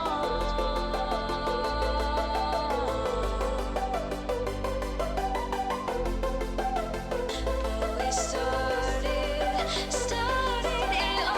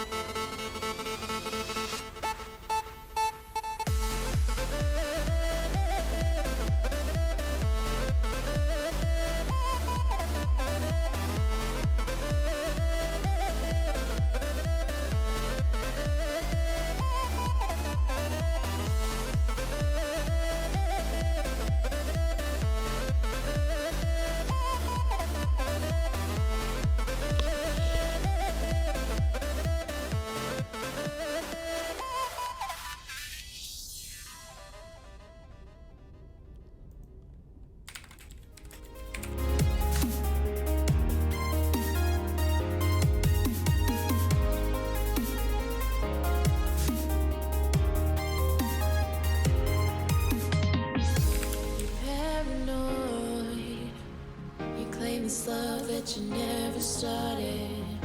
You once destroyed a broken heart that was already shattered. Holding on to what we have and take us to the edge and back. Holding on to what we have and take us to the edge and back.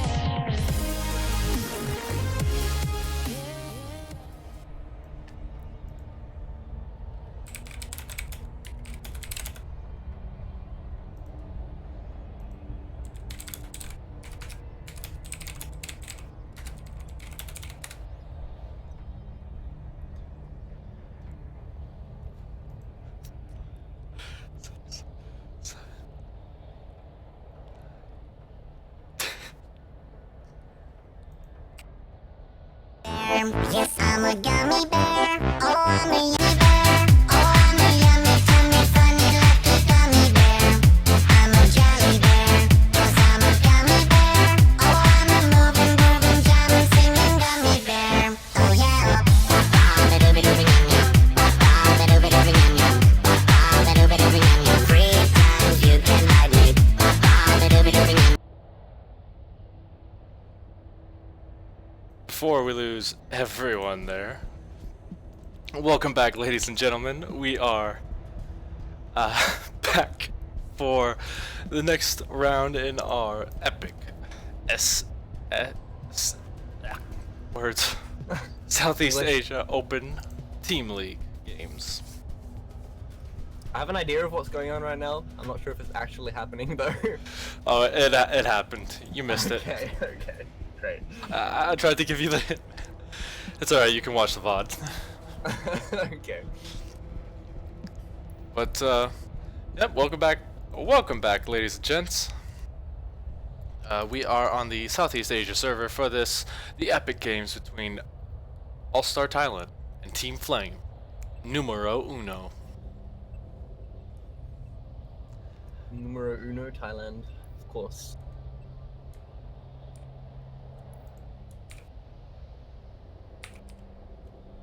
Yep, so, ladies and gents, we are going to be heading into our first game here in a moment. Thank you for your patience so far. But yeah, welcome back. I am Passer from the Passer 2300, and with me today is Snow SC2. You may know him as the Aussie with the Mosty, and that doesn't rhyme, but it's close enough. Good try. good try. But yep, it's SC2 Snow. Yeah, what is up? We have just come off of, oh god, who was it? VK White against Devious metaDucks. We just come off that half an hour ago, so had some good games, had some delay as well, but that's okay. Hopefully, hoping for the best for this series, but yeah, should be another good one. Yep. So our first game is going to be an. Hey, if you guys stuck around from the last series, another TVZ, which I'm not gonna argue it, but it does look like Yeah. it does look like we are going to get a bunch of BVZs in this tournament. However, one individual, the Zerg in this matchup, apparently is unable to make it. Yeah, I think Sly was unable to make it. Apparently, there's some problems with his internet, so Yep, we so- might be getting the sub in right now. Yep, so I'm just gonna make sure all my settings are correct, because whenever we switch servers, it absolutely decimates what happens to me. But yep, looks like they are requesting the sub now. Yeah, so we have no idea what matchup this is gonna be. There's subbing going on, so yeah, Yep. hopefully we should get that resolved and get worked out. Yep, we should get it resolved very, very soon. But yeah, it looks like there's just some translations going on right now, because this is an international team league, so players from all over. I'm going to assume these guys are from Thailand. Don't quote me on that though. Also, as Thailand, maybe. There may Yeah, be something in there. yeah. Hopefully we're gonna get this somewhat sorted, as at the moment we cannot invite people to the game, which is always a nice thing when you want to watch people play. Yep, but for right now, apologize for the delay. You know, just gives you another great chance to hear us talk about life. So how are you doing today on this fine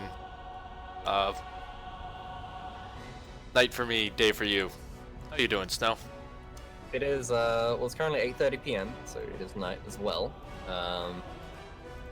I'm doing okay. I got back literally half an hour before this whole thing started.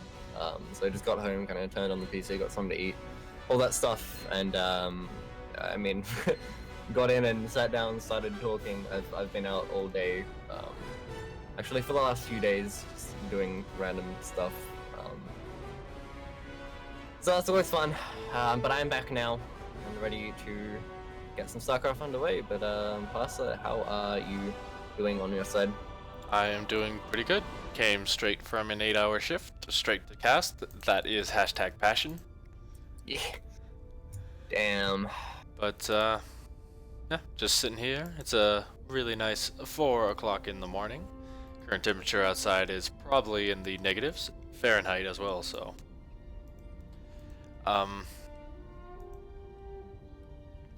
Yeah, it's Yeah. it's been pretty hot in Australia recently.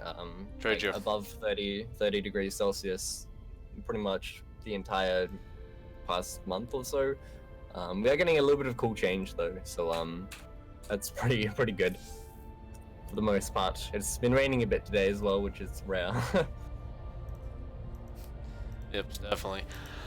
So we are getting these players into the lobby as we speak. Again, we apologize for the delays. But looks like we were able to get a lobby started, if I'm not mistaken. Possibly. Still having some issues getting the players in the lobby. The sub for one of the teams has privacy settings on, which doesn't let us invite them to the game without being on their friend list, which is a little bit bit awkward when you want to do things like this.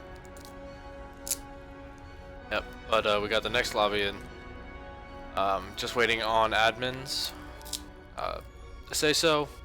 And don't worry, we want to get this game underway just as much as you guys do. The admins want to get this game underway just as much as you guys do. But subbing in for Sly will be for All-Star Thailand's Aizmer. I'm probably not pronouncing this right. But Yeah, we're gonna have some pronunciation issues, I feel like. yeah, I think I'm just gonna call him A Lamau. Got him. Yep. But looks like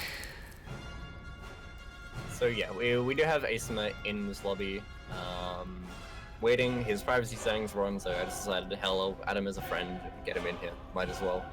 That's the might as only well. way we could really fix it, unless he turns his privacy off. So that's good. So we are just waiting on the player for Team Flames here. It will be Kim, the Terran player. So it will be a ZVT still. As Asima, I believe, is a Zerg player, unless he just hasn't switched his race at all. indeed it is. So talking about the matchup today, like you can see on the screen up here, and I'm still getting the siding wrong. We have Sly versus Kim for the first one. Sly has dropped out for Asmer. Art Service versus Hunter X is the second game on Overgrowth. Y and Red will be playing on Van Nuys Research Station. And Freedom versus Huayra. If all those games go and we still don't have a victor, I guess we go to an ace match. But it is a best of 5 series. And Yeah. from there, we're gonna get some great games. So, yeah, welcome. Yeah, I can see us having a little bit of issues with pronunciation here. For the most part, there are a couple names which are a little bit iffy in here. For the most part, I think we should be okay. But we'll kind of get those issues as you as we approach them, but still waiting for the player from Team Flames. So we cannot start just yet, Indeed. unfortunately.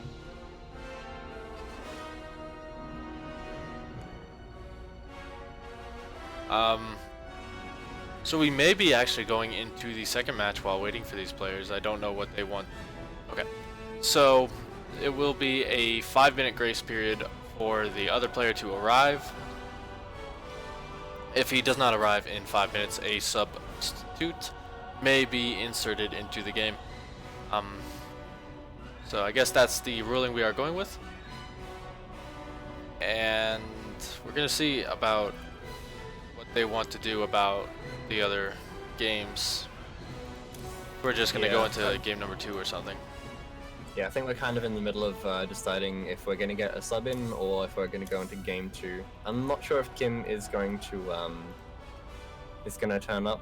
Apparently, someone heard that Kim can't make it. I'm not sure. We'll figure this out, I suppose.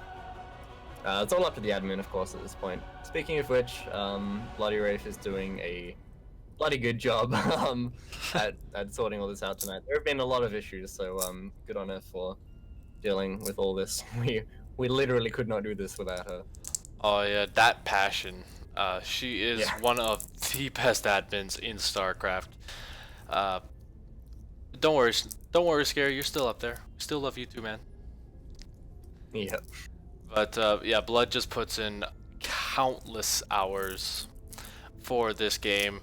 I think she was actually doing administration work for an OSC Cup before this, so she's been on the clock for a very long time. Yes, non-stop for these C admins, man. What can you do? Yep. And they do a lot of NA stuff as well, so the time zone is just miserable sometimes. So apparently Kim cannot make it to this, and also apparently Flames only have 4 players, so they don't have a sub to put in his place. So I'm not sure if we're gonna just say, like, at the end of a couple minutes time when the sub time does roll over. I'm not sure if it's just going to be a walkover and we'll go to the second match. I guess we will find out, though. We're still waiting a word from admin right now, so it's all up to them eventually, I suppose. Yeah, just banter right now in chat going on. Yeah. But while we do get this sorted out, I guess we should probably throw it on to a delay before they grow tired of us talking, which they will be very, very soon. But thank you guys for tuning in so far. We will be right back with the first game of this series. Thank you guys for tuning in so far. And yeah, we'll be right back. Stick around.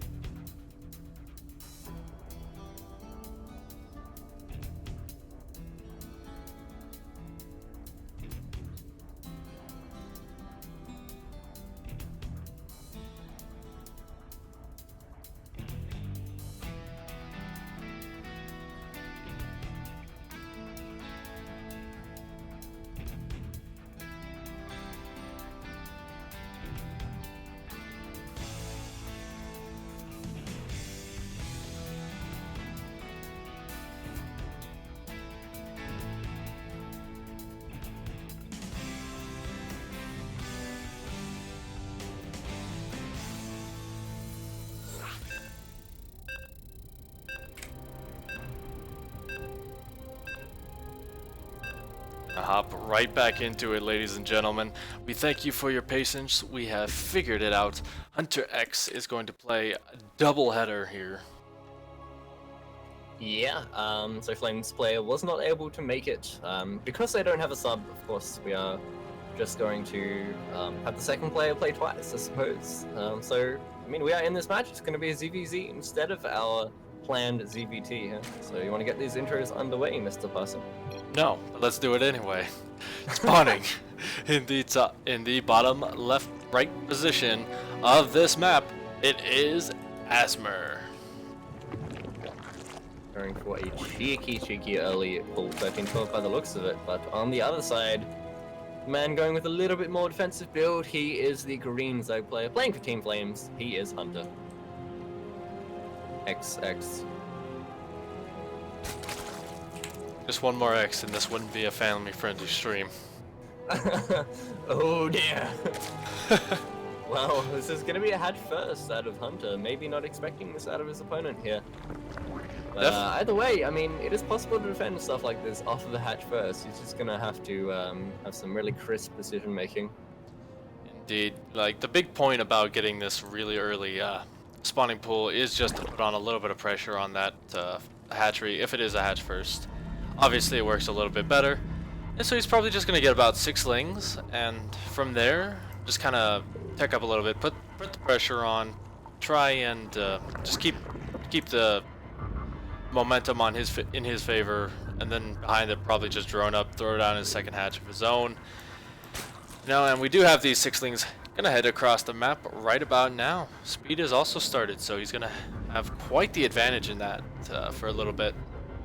Yeah, I mean, Baleen is dropping down now as well. Still mining in gas, has dropped out to 2 now, so this is probably the more all-in variant here. I don't really expect Asmer to really take a hatchery at any point here, but the lings have now been seen by that Overlord, I believe, so I mean, 100 knows what's on the way here. His hatchery in the natural is just about to finish here, and we'll probably start a queen right away. There are 8 lings on the way, so if these can get up in time and he can get 2 queens plugging the ramp, I feel like he's going to be in a pretty good situation. They're not going for Banelings, by the way, is feeling confident enough to go for that ling speed. Don't know how he's supply blocked. I think he did the supply trick to try and get a few more lings out.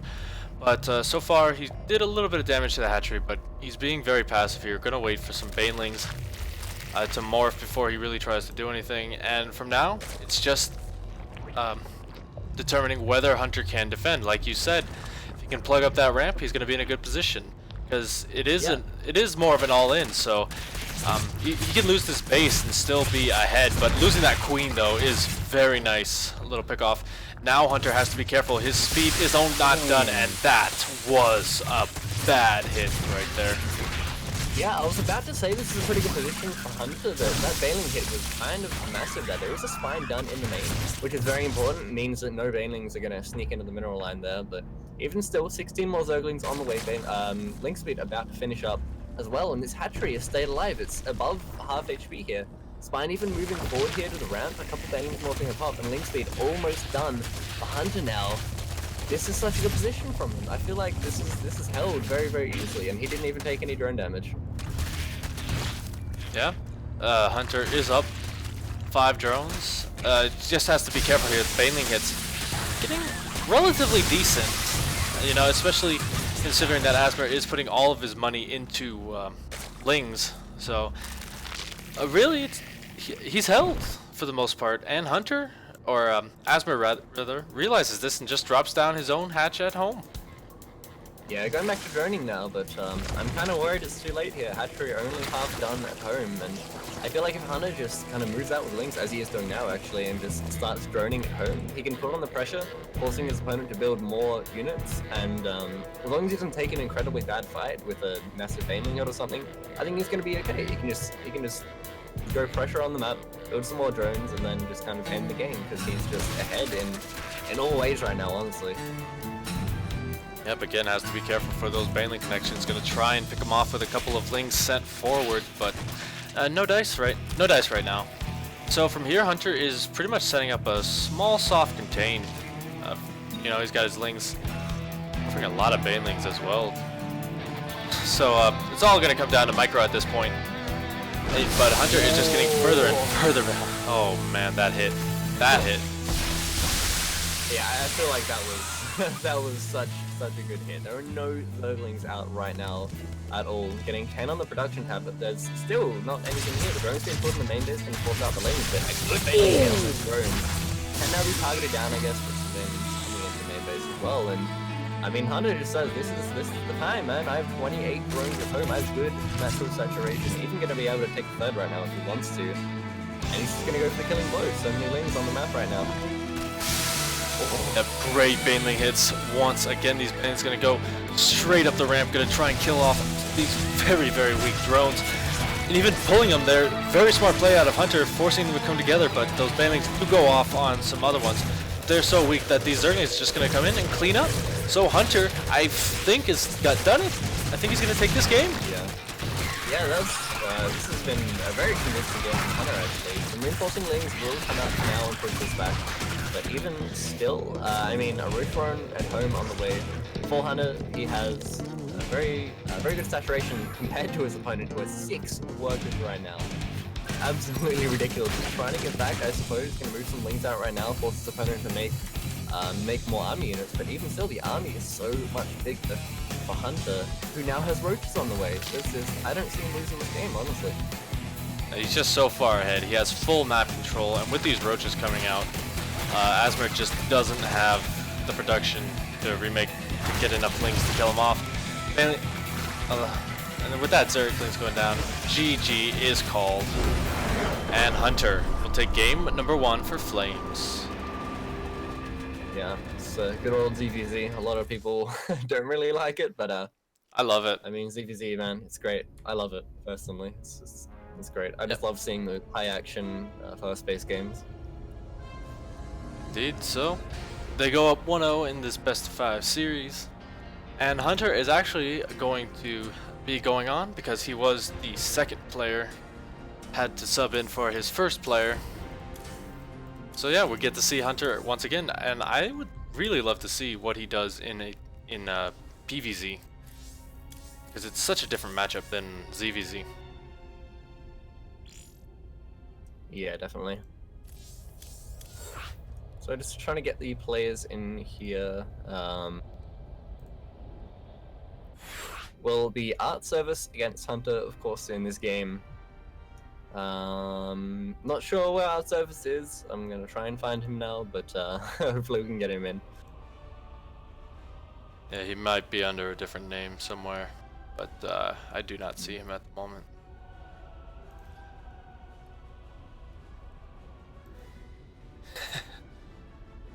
Alright, so we're getting this game. We are getting this series well underway with that first game. Trying to get everyone on the same page. Yeah, good game to set the pace for Team Flames, of course. Yeah, you always want to It's get that. very- Sorry, go ahead. Yeah, it's very good to get that first win, of course. Really gives you a nice advantage in the series, knowing that you can play around a little bit.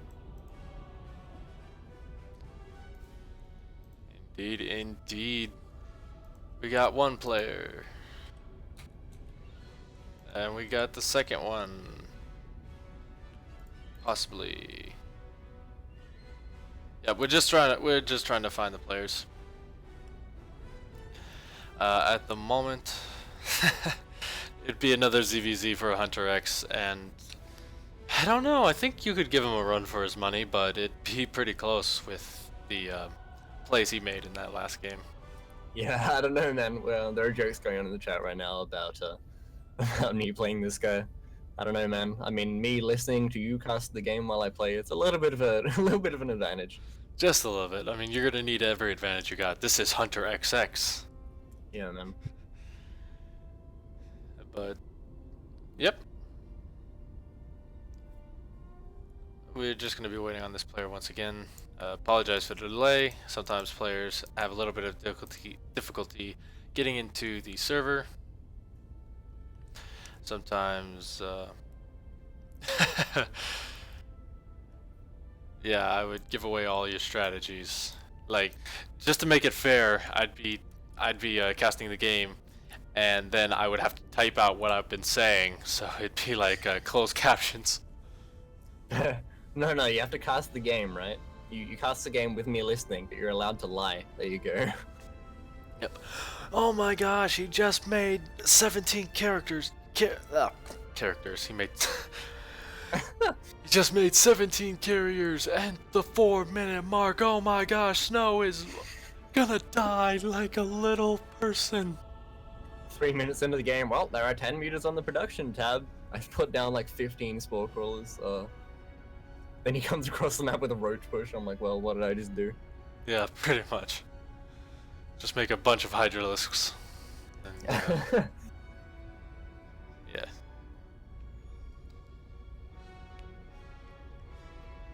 But we are still attempting to find the players. We should have them in a moment here, hopefully. Just gotta look around, make sure everything is good. Yeah, still no sign of art service so far. Hopefully not. Hopefully not another walkover or a sub. He still has a little bit to show up. But oh wow, these delays today have been a little bit ridiculous.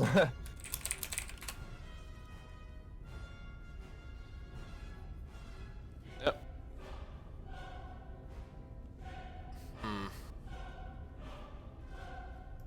Yep. So we do have to give these players some time. So I guess throw it over to another break. Maybe. What do you feel? What do you think? Do you think we should just entertain the people with some dank memes instead? I mean, you can throw it to a break if you want. It's I don't think we're gonna have a player here in the next few minutes, so. All I'm saying is if I throw it over to a break, the Gummy Bear song is coming on. Oh boy!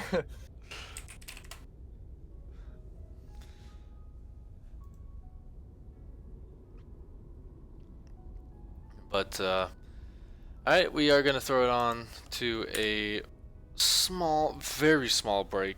Once again, guys. Thank you for tuning in so far. And, oop, that is not there. Yeah, we will see you guys in a moment. Stick around. And extras.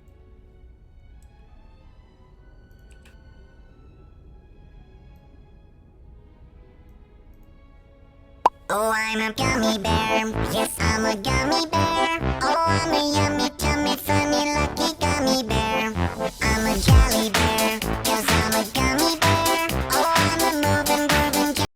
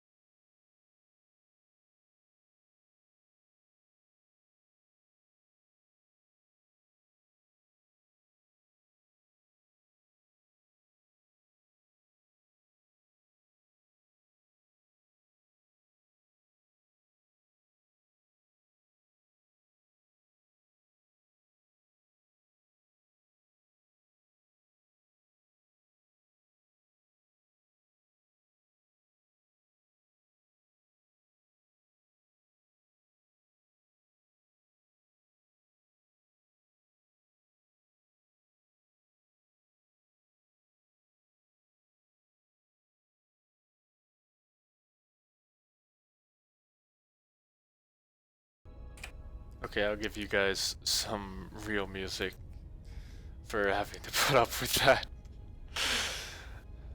Sorry, it is very early in the morning and I am very trolly. I apologize to the admins. But I'll give you guys some real music while we're waiting. So stick around.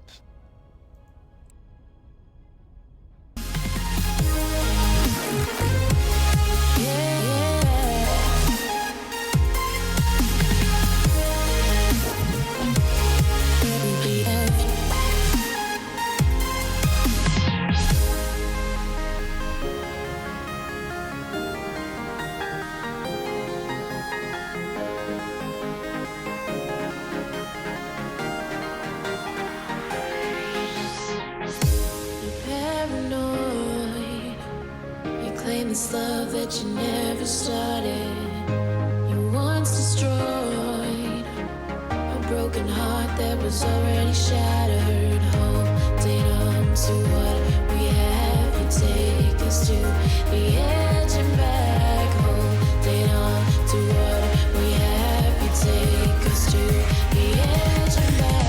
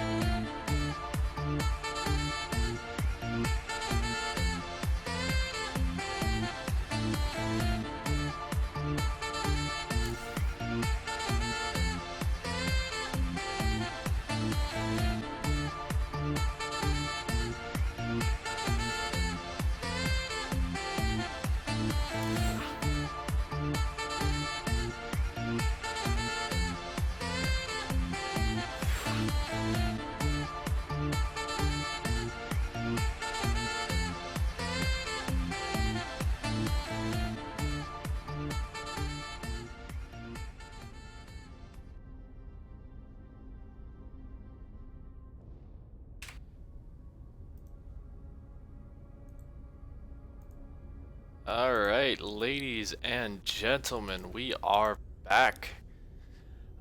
So what is going on is the second game of this series is looking to be a walkover in Hunter XX's favor. And from there we will be moving on to game number 3, Red versus Y. Red versus yellow jokes can be made. Yes. But yeah, I mean, unfortunate, I guess, also Thailand. They already used their sub in the first game, so they could not sub in for the second one. Again, you only get that once, so second player didn't show up. That's unfortunate. So yeah, we'll be moving on straight towards the third game, and I mean, Flames are on match point right now. They are 2-0 up. So we are just waiting for Red to head into the next match. Indeed, once we find him. And he was just here, so definitely he's here. So we will Yeah, he's somewhere. yes, somewhere.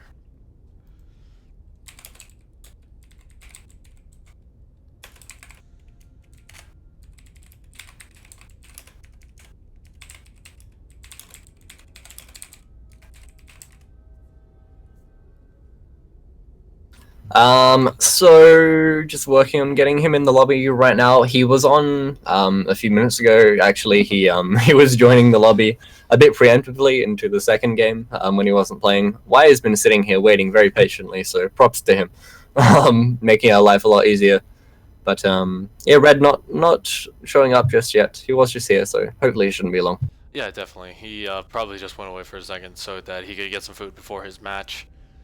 Unfortunately, like that's the thing. That's the unfortunate thing. You know, you step away for 1 minute, and that's the second that the game starts. You know? Always happens, man. It's like the player curse instead of the caster curse. Yeah, but they're still gonna You let your guard down. yeah. Yeah, they're gonna blame us anyway. Yeah. Let's be honest. Yep. So here he is. We will be getting this game. Don't worry, we still got enough great StarCraft action for y'all today. Yeah, this could be the last game though, potentially. If Red does win this game, then that will mean Team Flames will go 3-0 against All Star Thailand. So that would be unfortunate that we don't get to bring as many games to you. It's been a long day so far though. We've been going for about 2.5 hours so far. Had a lot of downtime, I think is safe to say here. So thanks guys for hanging out through all of that. Yep, and we are getting a confirmation from the admin of the tournament.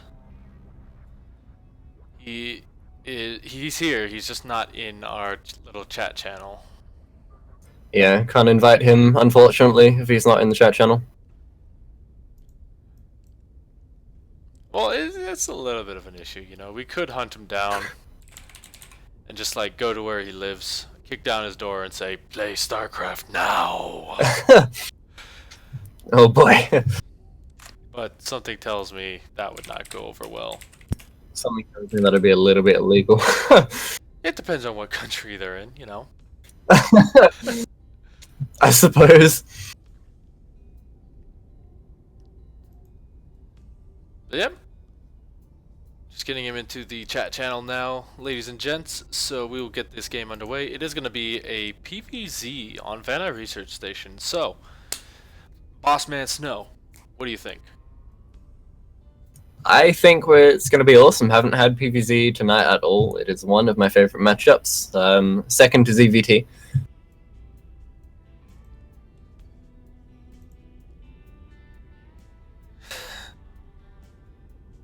Alright, so yeah, so apparently he's just disconnected. Should be in soon, I'm hoping. Apparently he's logging on, so that should be good. Shouldn't be too much more downtime. Indeed it is. Uh-oh. What did someone just post? Oh boy, you clicking things in Twitch chat? It's very, very risky, but Oh boy. I don't think I should play this one just for copyright reasons. This is a really I'm gonna good song. click it. I'm gonna do it. Oh, it's a song. It's a really cool song that I do like. Oh yeah, okay. I really shouldn't play it. I'm sorry, Hunter, but we're only allowed to play non-copyrighted music.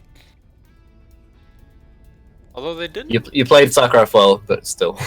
Yeah. Yeah. Sorry, you need to be done before we unfortunately break the rules. Sorry. That's the only exception. Yeah, Bjorn comes roaring up saying, "Give me the win." We give him the win. He doesn't want to play. Bjorn can song request. Yeah, we just give him $50 anytime he comes out for the open. Yeah, we'll just hand him money. Let's be honest. As I break my cord for the final time. But once again, we do have the guy just relogging in, disconnected for a minute. Darn his internet.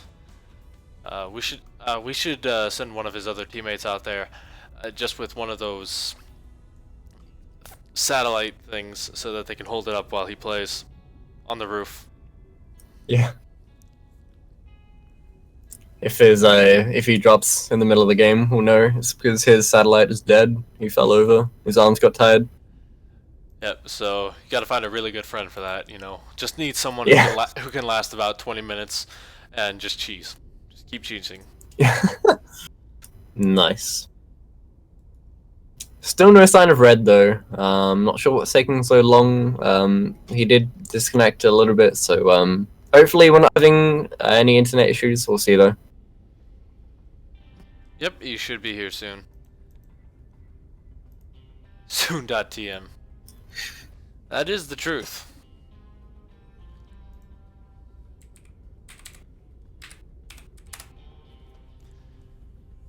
But yep, we are just gonna get him in the game, and we're gonna get Van Eye Research Station, one of the old Heart of the Swarm maps, which has been one of my favorite maps, just because it is so Terran favored. It's not even funny. But you know, Terran may be OP on this map, but something tells me they're not going to be OP in this matchup. Yeah, I don't know. I mean, when you have a Zerg and a Protoss, no Terran's even relevant. I mean, unless a random Liberator flies onto the map or something, yelling freedom with an American flag. Definitely. Yeah. Vanny Research Station though, I feel like is pretty Protoss favored in the ZVP matchup. Not extremely, but I'd feel like I would favor a Protoss player. In this matchup, so not looking good for All-Star Thailand in general, because they are a match point right now. They need to Y needs to win this game for them, or it will be a very quick 3-0. Indeed, indeed. You know, it always sucks to go down 3-0, especially this late in a season, because every lost game in the later stages of the series can really affect. Oh, as I say that, guess who just showed up and just joined the lobby Yes. itself. We should have players all ready to go now. We are in the lobby, so on the go of the players, we will head right into the game. But yeah, I mean, this is the second to last week of the C Team League actually. What was it? Last week will be the last one, then we'll move into top 6, which should be exciting. Still don't know what format it will be, if we'll continue with the Pro League format, or if we'll go to all kill format. I'm not sure yet. Confirmation will come next week, so that'll be exciting. Top 6 from top 3 from either group heading into that top 6 to play off for the prize money, of course, and the prestigious first place title in the first C Open Team League. So that will be exciting. Indeed, indeed. Just waiting on confirmation from Y. He is in the lobby, so that's not a problem. BVZ, Van Eye Research Station. Yes. And he just gives the ready, so I guess you can start it up. And we're gonna wait very slowly, wait for it. right about now. That transition. Yeah. Sick transitions.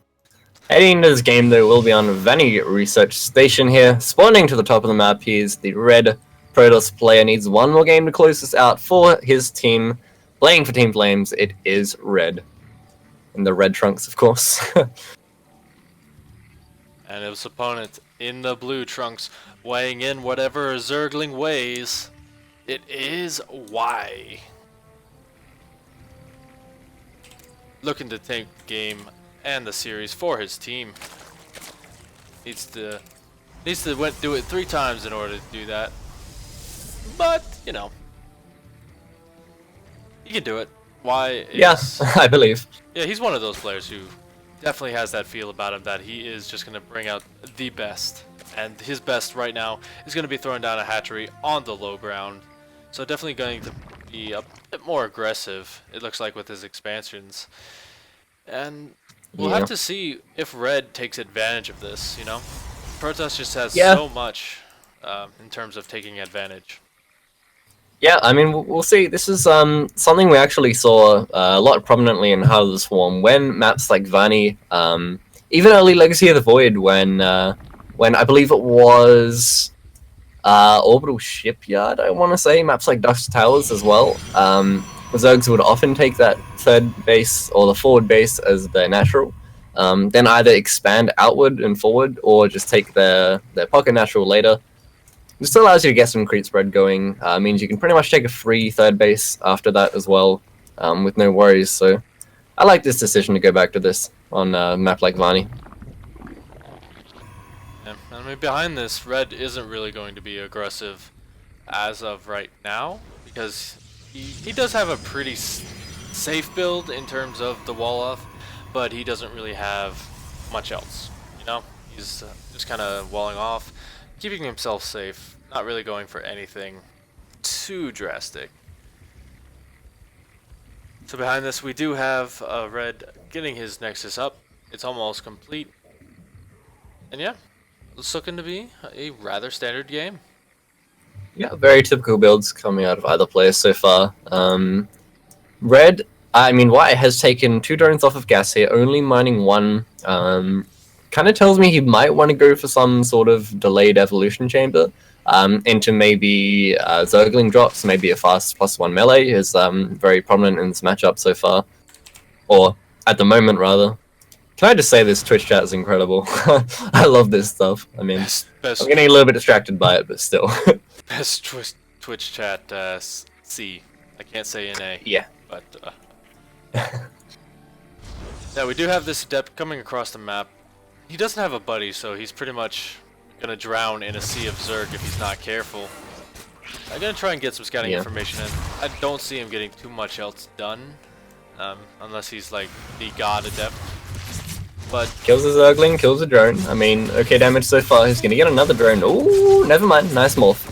So, yeah, that's good. Yeah, he will go down. But behind this, we do have a Robo. Ooh. Yes. This game just went from 0 to 100 real quick. Yeah, this is actually fairly standard for the matchup right now, actually, going for that Dark Shrine. With this Robo timing, I'm expecting a War Prism to come out right now. Then go across the map and warp in 4 Dark Templar. Maybe try and find some damage with them. If not, then he's just going to morph them into Archons, I'm assuming is pretty much the build of the matchup right now, has been for a little bit. I definitely feel like Y needs a Roach Warren, though, to defend anything like that, as it is kind of scary. When you have Archons against just Zerglings, which can like 2 or 3 shot Zerglings, I think it's 2 shot. It's definitely a very scary threat. Yeah, it definitely depends on upgrades for that. But you know, Y is going to try and do a little bit of damage of his own. He's setting up a couple of Dropper Lords. Well, 1 so far, but he might morph a second one if he can see that he gets damage. These are slow though, so Red may have to not make DTs for a couple of seconds here, warp in a couple of defensive units. But I think in the end it would be worth it. Y is putting a little bit on this because he doesn't have that Roach Warren like you're saying. Roach, and without roaches, it's going to be very hard to do anything against this. Does he even have detection? No, No. there is a lair finish which will help. He can morph in some overseas. Actually, he's going straight for the Archons. But now comes a link drop into the natural. There are no units at home. Those warpins were spent across the map. Waiting on these warpins to come in. Mothership Core will come in. That is a sick Artosis pylon. But now we'll be backed up. And the overcharge going down, actually trapping these Zerglings is very, very good. Can you clean that up without taking too many losses? Still 6 probes is very good. But now this Water isn't coming into the natural here with Archons. I like the spines in the bases, but even still, I think we'll find a bit of damage.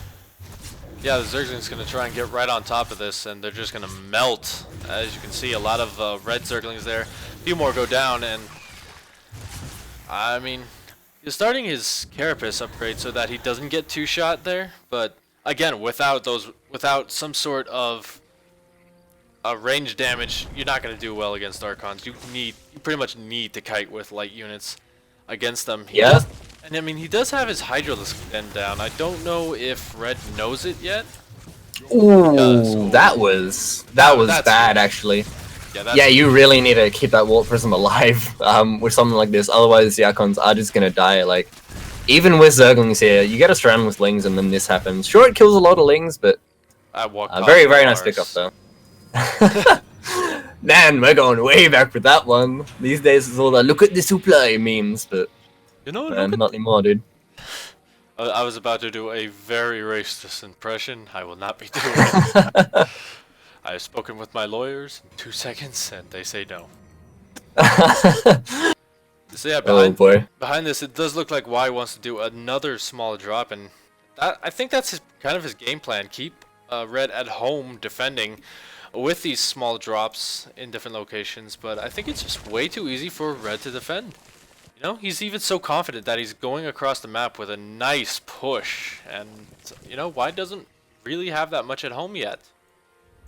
Yeah, I mean, Y going for a drop on the other side of the map can be cleaned up with a Mothership Core. It's positioned in the main base right now, going directly over the mineral line, actually. But yeah, you're right, there isn't really all too much to defend this at all. Like, 8 Hydras that are going to pop pretty soon, already 2 out.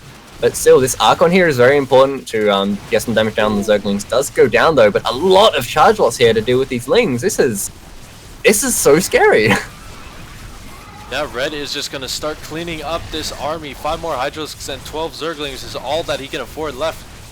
He's not even focusing at home. 9 drones have gone down, but that number is steadily rising on the drone count over here as these 2 hero Zerglings. Oh my gosh. Yeah, Link's still doing a lot of damage across the map, actually. 15 workers going down is huge for that Link drop. Red maybe not paying so much attention, has dropped that worker lead, but still a very scary force here with these Zealots. But all the Zealots being taken out there, some nice force fields actually to keep off some of the army. A couple Archons are coming in though is very important with this. Guardian Shield is still up to minimize the Hydralisk damage. I feel like if a couple Lurkers morph in right now, yeah, which is what he's trying to do, but still just moving up this ramp right now, feeling so confident. Needs to get damage done before those Lurkers morph though. He could be overstepping his bounds a little bit here.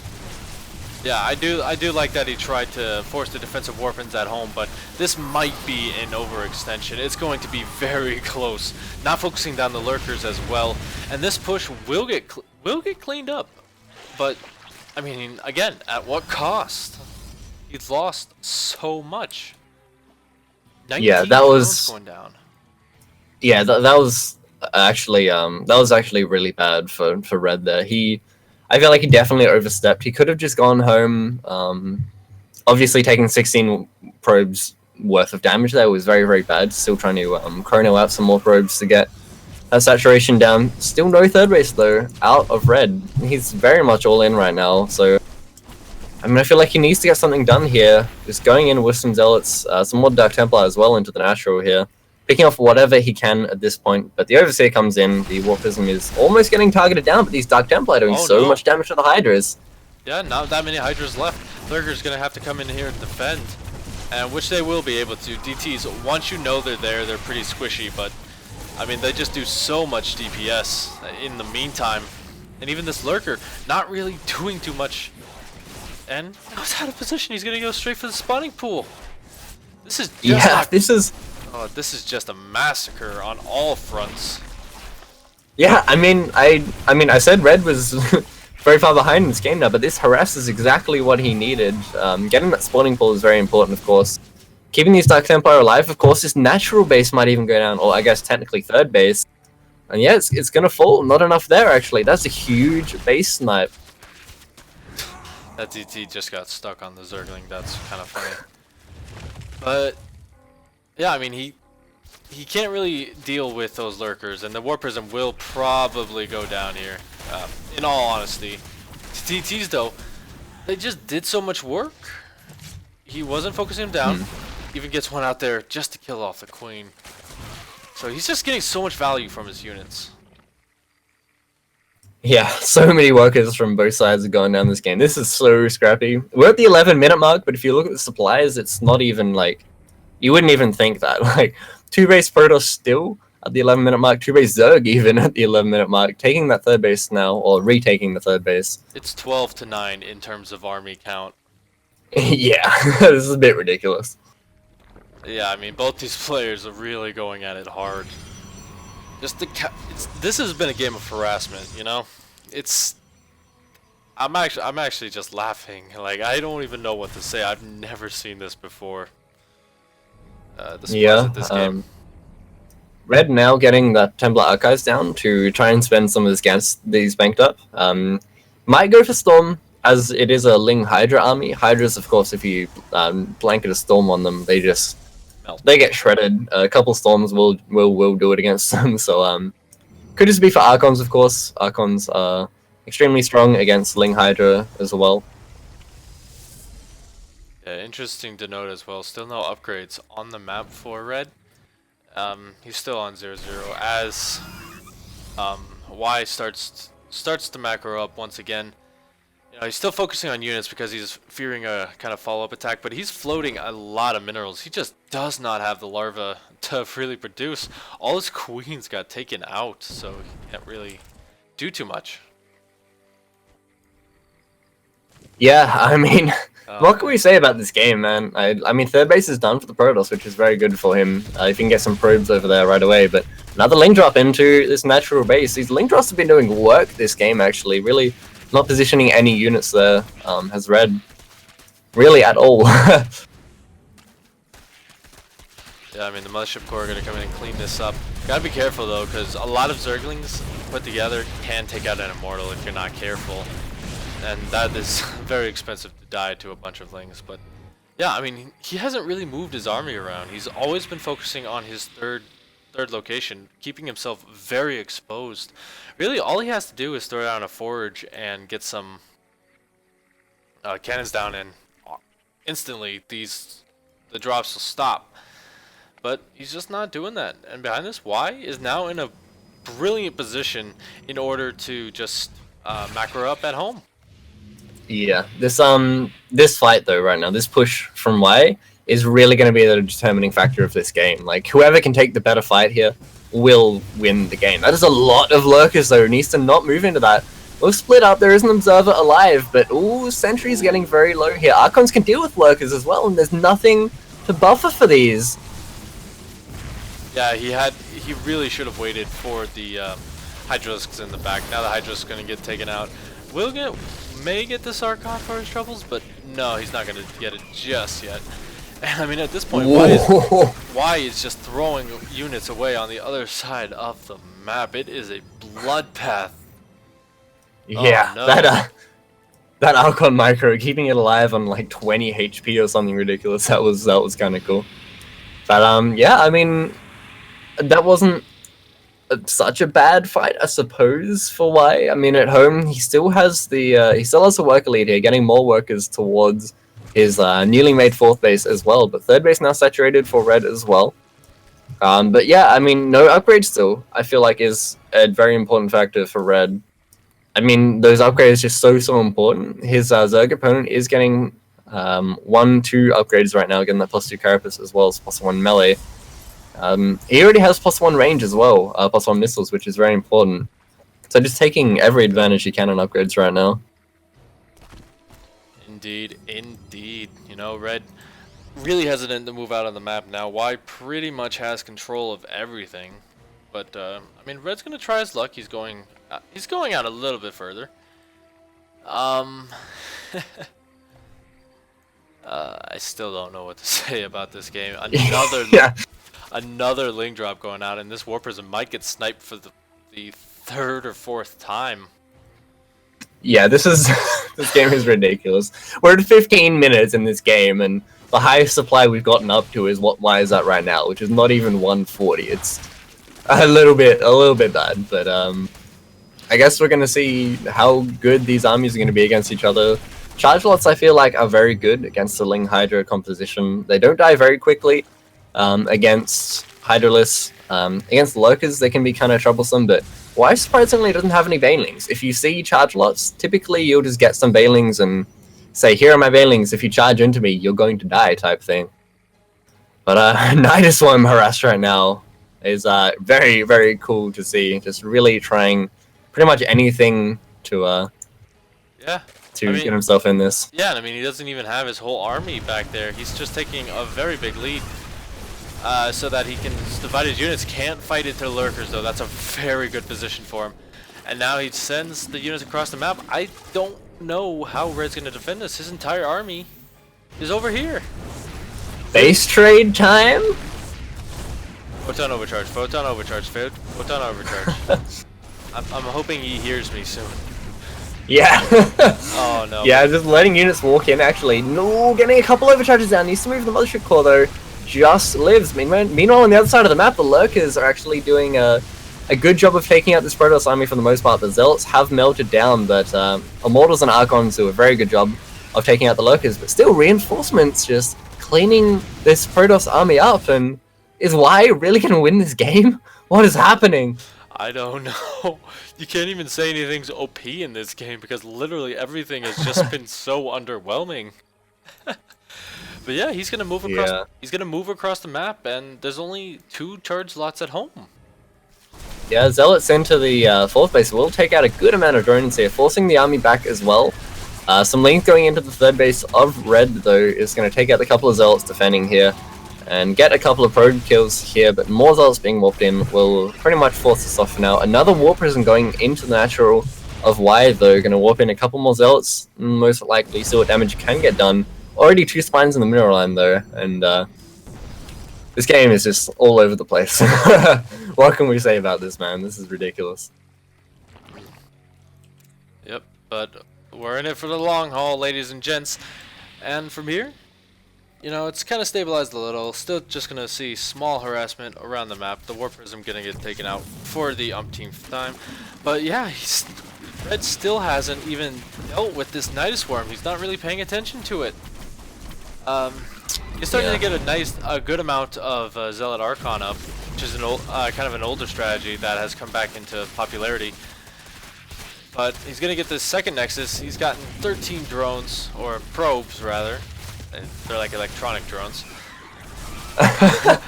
Yeah, Red is gonna move in here. He's gonna get his entire army taken out, and I think that is going to do it for him in this game. Y is going to bring it back for his team. Yeah, good games there. That was that was very, very good. In the end, just too many Hydras, and in what was a 19-minute, very, very back and forth game, finally does end there. And yeah, that will bring Team Flames to still have a 2-game lead, but now Thailand, All Stars Thailand, does have that 1 map on the board, which definitely does help in the long run. Indeed, it does. So we're gonna get this next match underway. Hopefully the length of the match made sure that everyone could get into the right location. Next game is going to be Freedom TH versus Huara on Whirlwind LE. And it is going to be another PVZ, ladies and gents. So we're going to have to see how really it differs from the other game. If we're going to see the same amount of harassment. But yeah, I'm very interested to see. Will this be the turnaround? Is it going to be the comeback of the century? Yeah, not a good start at all for All Stars Thailand. They went down 0-1 in the first game after having to use their sub. Second game, it was a walkover, so definitely not optimal for them. But I mean, winning that last game was very important. So, I mean, there is potential for them to come back here. It's definitely not a dead dream at this point. Yep. Just waiting on the lobby to be created. Looks like it is. Oh, thank Yeah, you. just getting players in here, so shouldn't be long. Hopefully.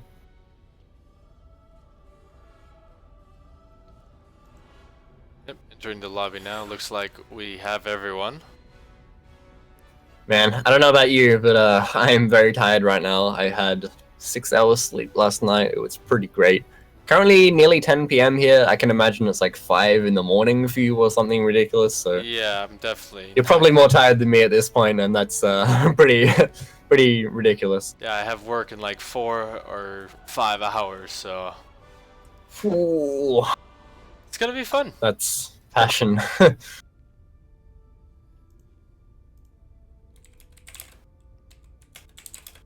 All right. So yeah, just waiting for our Team Flames player to get in here, and we should get this underway. Freedom is a Zerg player. I know that much. Looks like we have another ZVP here actually. As how do we pronounce this? Pastor, help. I'm just calling him Huewa. Or what?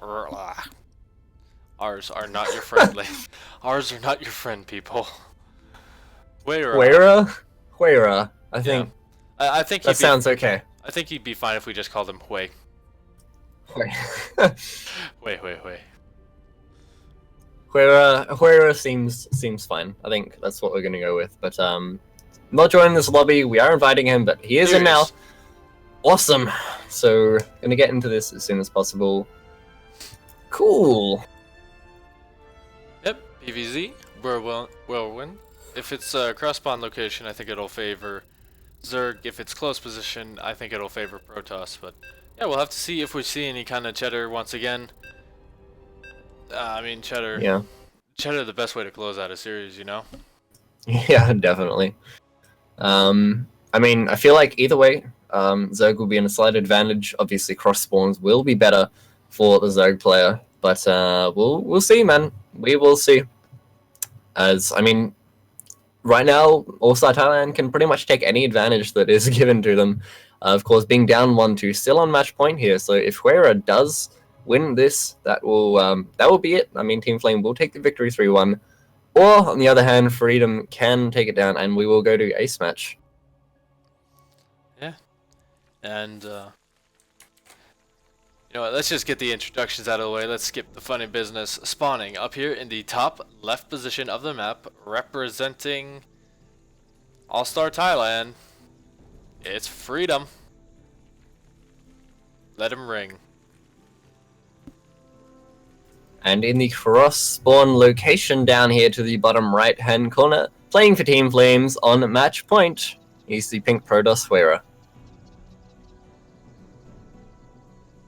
So, it's pretty good so far for Freedom. Being cross spawns is pretty much ideal for him. It's pretty much free to go for a hatch first on this map, but not opting to do that. Is going for the more conservative spawning pool here, maybe expecting some form of cheese from his opponent, or wants to get just an early ling speed or a rogue Tron or something. There are a lot of options on the table with an earlier spawning pool timing here, but I'm definitely expecting the hatchery to come down, most likely with this drone that's about to spawn.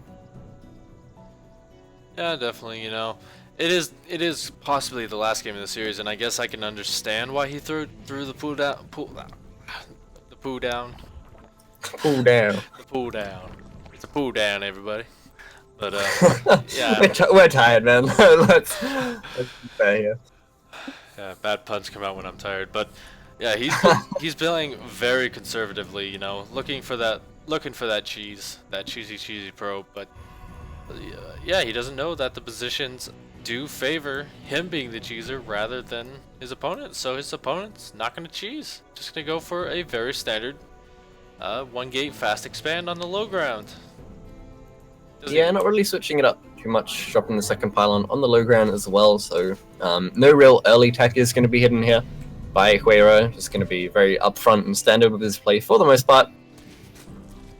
So, I mean, what are we going to see here? We still have 3 drones in gas from Freedom, so kind of tells me he wants to go for an early Overlord speed. Either that or a possible Roach Warren. I don't want to say we're going to see an early Lair. I think it's also too late to see an Evolution Chamber come down, so probably going to see that Overlord speed out from him so he can scout whatever is coming across the map. Maybe, though. Still a lot of options on the table. Too many options to count. We do see the Twilight Council going down once again, however. One Stalker coming out as well, so I'm thinking he won't be going for Blink. Blink's not the best versus Zerg, but I think we may be seeing a big Adept push. And that's kind of hopeful thinking, because I do like Adept pushes a lot, except when I play against them. Ooh, Stalker's actually stuck in the wall. Yeah. I mean, getting a Stalker like this kind of says to me that he wants to hide some form of tech, whether it be a Dark Shrine coming down, although there is no real pylon in position. He's going to have to place that in the wall, but there you go. Pastor, you called it, man. Resonating Glaze coming down, chronoing it out, adding some extra gates. So I want to say, yeah, it's just going to be a big 2-base all-in here. As a couple of extra gates do get thrown down, but so far the only pylons are in the front. So if he does throw down extra gateways, they're going to have to be in plain vision of his opponent. Yeah, that Stalker is going to try and keep that Overlord from that, but we do see Freedom starting to set up for a drop. He's got his Evo Chamber on the way, while his Lair is also on the way. He's looking to do some 2-base play, and the way it's looking, I think it may be 2-base Muta. Like, that's pretty much the only reason, but I mean, his drone count is just abysmal. Yeah, I mean, it's a 2-base Muta is probably a good assumption right now. He has 4 gases been taken, still no 3rd base going down. This Overlord did come in and kind of scout what was going on. He saw the chrono onto the Twilight Council, hoping that it isn't Blink, but I think he has seen a couple of Adepts at the front, actually surrounding the Stalker with the drop here, going to move into the main base, but here come the Adepts. And still no tech being added down from Freedom at home. Has not started. The Spire now does just go down. A couple of Spines starting in the front as well, but Shades can get past Spines, man. Quite easily as well. Yeah, it's going to be very hard to defend with just Lings. He's going to have to wait for quite a bit before those Mutalisks are complete. You know, Mutas could do pretty well against them, but the thing is, Adepts are so tanky that they're not going to be really able to take them out before a large amount of damage is done. Yeah, I feel like if that Spire did start when the Lair had finished, then Freedom would be in a lot better position to defend this, but now Ling's coming out 3 Spines at the front, which is good. The only way he's getting past that is if he's going to shade through, but more Ling's on the way, and this is just an Adept pressure by the looks of it. He's not really going to go 2 all in, has the 3rd base coming up behind it, and the Forge tells me he wants to go into the late game, but Resonating Glaze Adepts have now shaded into the natural here. They will be trapped behind a couple Spines, though. Yeah, they got a shade on out of there, gonna go straight for that main base location. All the drones were still pulled, so he's got a bunch of very, very healthy targets, but he's gonna focus down the Spine Crawler. That's a bit of a mistake. You really want to go for the drones before anything else. And I mean, behind this, he's just taking up at home. And he does see that Spire, by the way, so now that he knows that's on the table, he can adjust accordingly. He's just going to warp in a few more Adepts at the moment, but he can easily throw down Blink, get those Stalkers up and running. Still chronoing his Twilight Council, so he's not really paying attention to it right now. Yeah, I feel like if Huera can defend this easily and can fend off the Mutalisk, then he's going to be in a great position. Still no 3rd base has been started by Freedom, and the 3rd base is finished and mining for Huera. He's so far ahead in economy right now. I mean, these Mutalisks really need to find some damage. Of course, there are only Adepts on the ground right now, a couple sentries as well, and these Zerglings being picked off is kind of huge as well. Just really not much to defend the Mutas, but once he does, I think that's basically going to be it for Huera.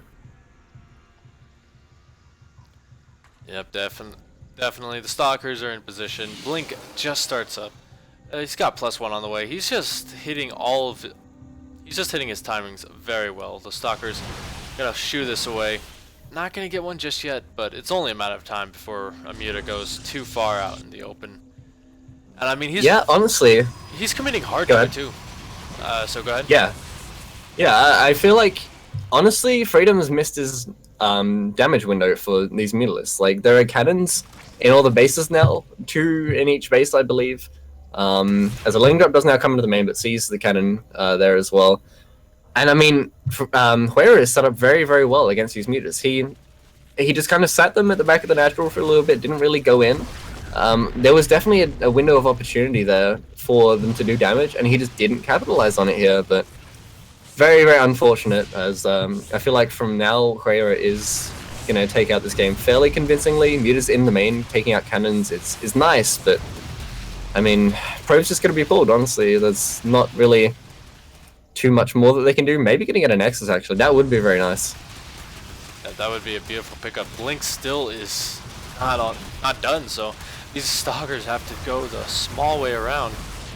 There's still a lot of... pardon me, people. voice dying, yeah. Muta's actually flying over some overcharges in a cannon right now. That's not good. Ooh, taking so many man. losses just to get that Mothership core. Yeah, and again, he's still committing very, very hard to this. The Queen's just all lollygagging around.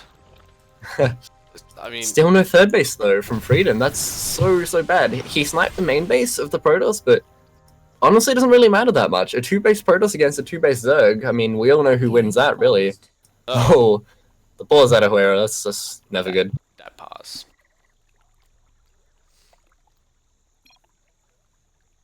Yeah, but it looks like might be some lag. Yeah, that's probably a most common cause of pausing. Yeah, Yep, it's the pause of the cause. wasting my words tonight. Oh god. Yep. So. All right, looks like we are ready. Yep, we're back. We're back. So we'll get this back. We'll get this game back. And Huewa is out on the map, and he's looking to kill it off. The War Prism will get taken out eventually by the Mutas, but they've already gotten their cargo in there, and I mean, these Adepts are just gonna start going drone for drone, while this big main scary army comes in. Oh god, that was the worst. Yeah.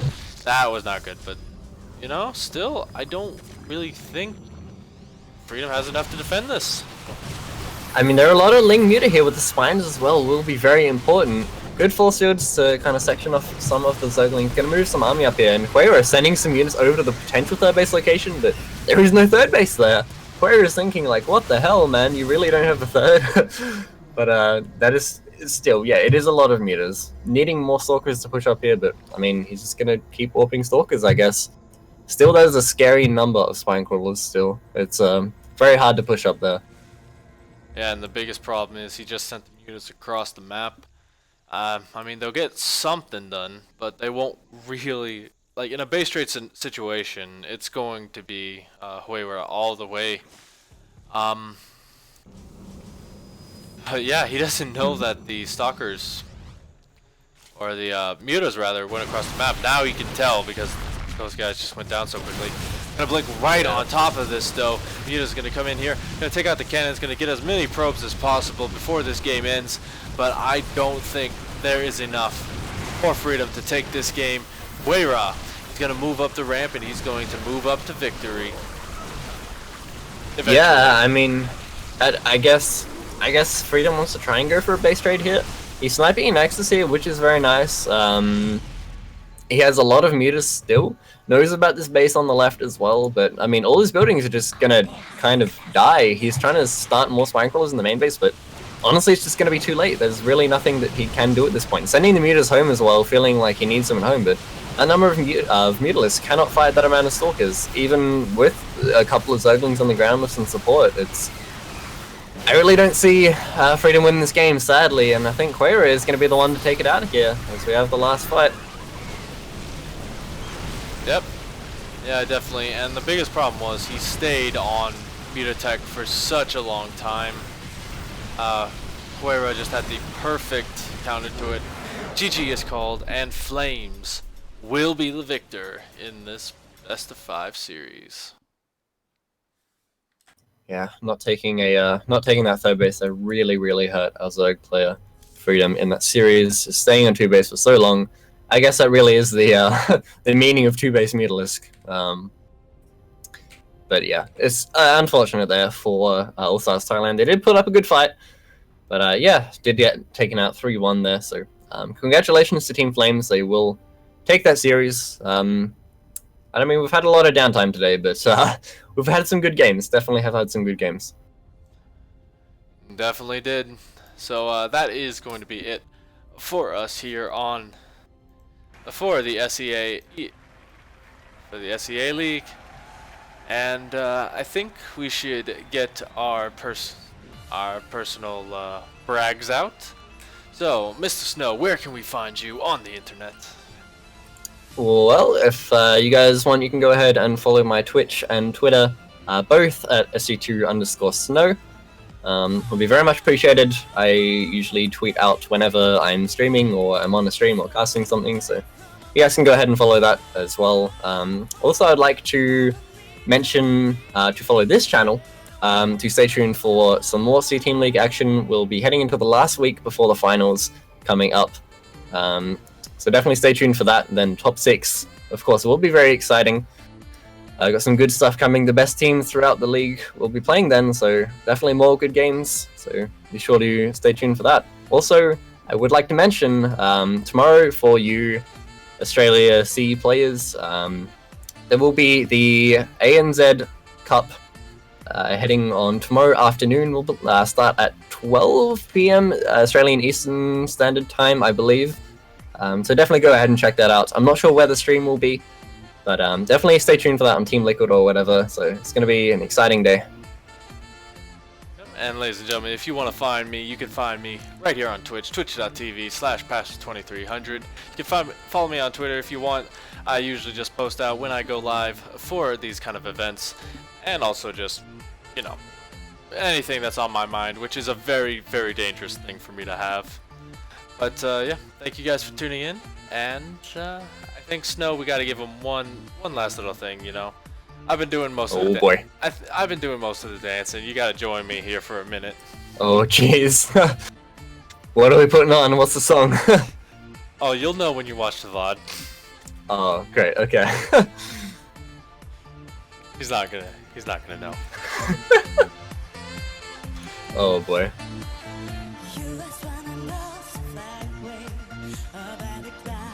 Go ahead. We're waiting on you. Oh jeez. Am I? What's happening? I don't know, but it's awesome. Okay. What a way to end the day, huh? It's been nearly a 3.5 hour day for us. It's not the usual casting time. Yep. Thank you guys for tuning in, and we'll see you next time. End stream now.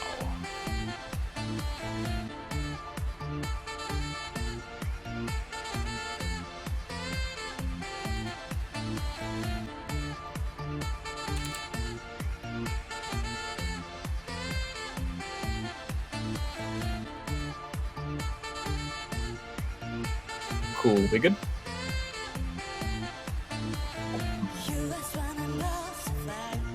Yeah, have fun, dude. Have a good sleep, or however much you're gonna get.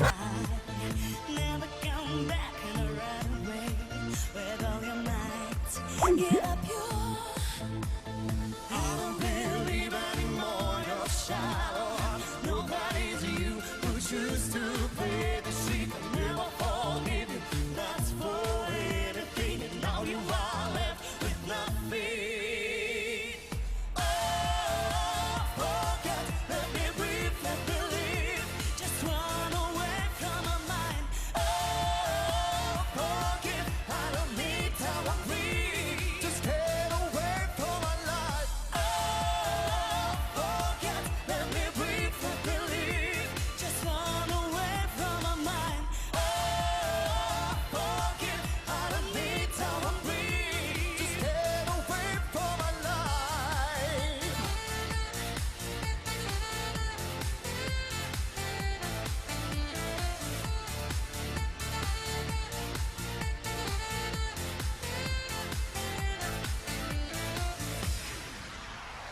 There's no other time to making happiness you have mistaken. We have no progressive future. I know you're lying, nature. There's no other time to making happiness you have mistaken. We have no progressive future. I know you're lying, nature. Forget, let me breathe, let me leave. Just run away from my mind. Forget, I don't need, I won't breathe. Just get away from my life. Forget, let me breathe, let me leave. Just run away from my mind. Forget, I don't need, I won't breathe. Just get away from my life. Thank you. Thank you very much, Europe. We love you.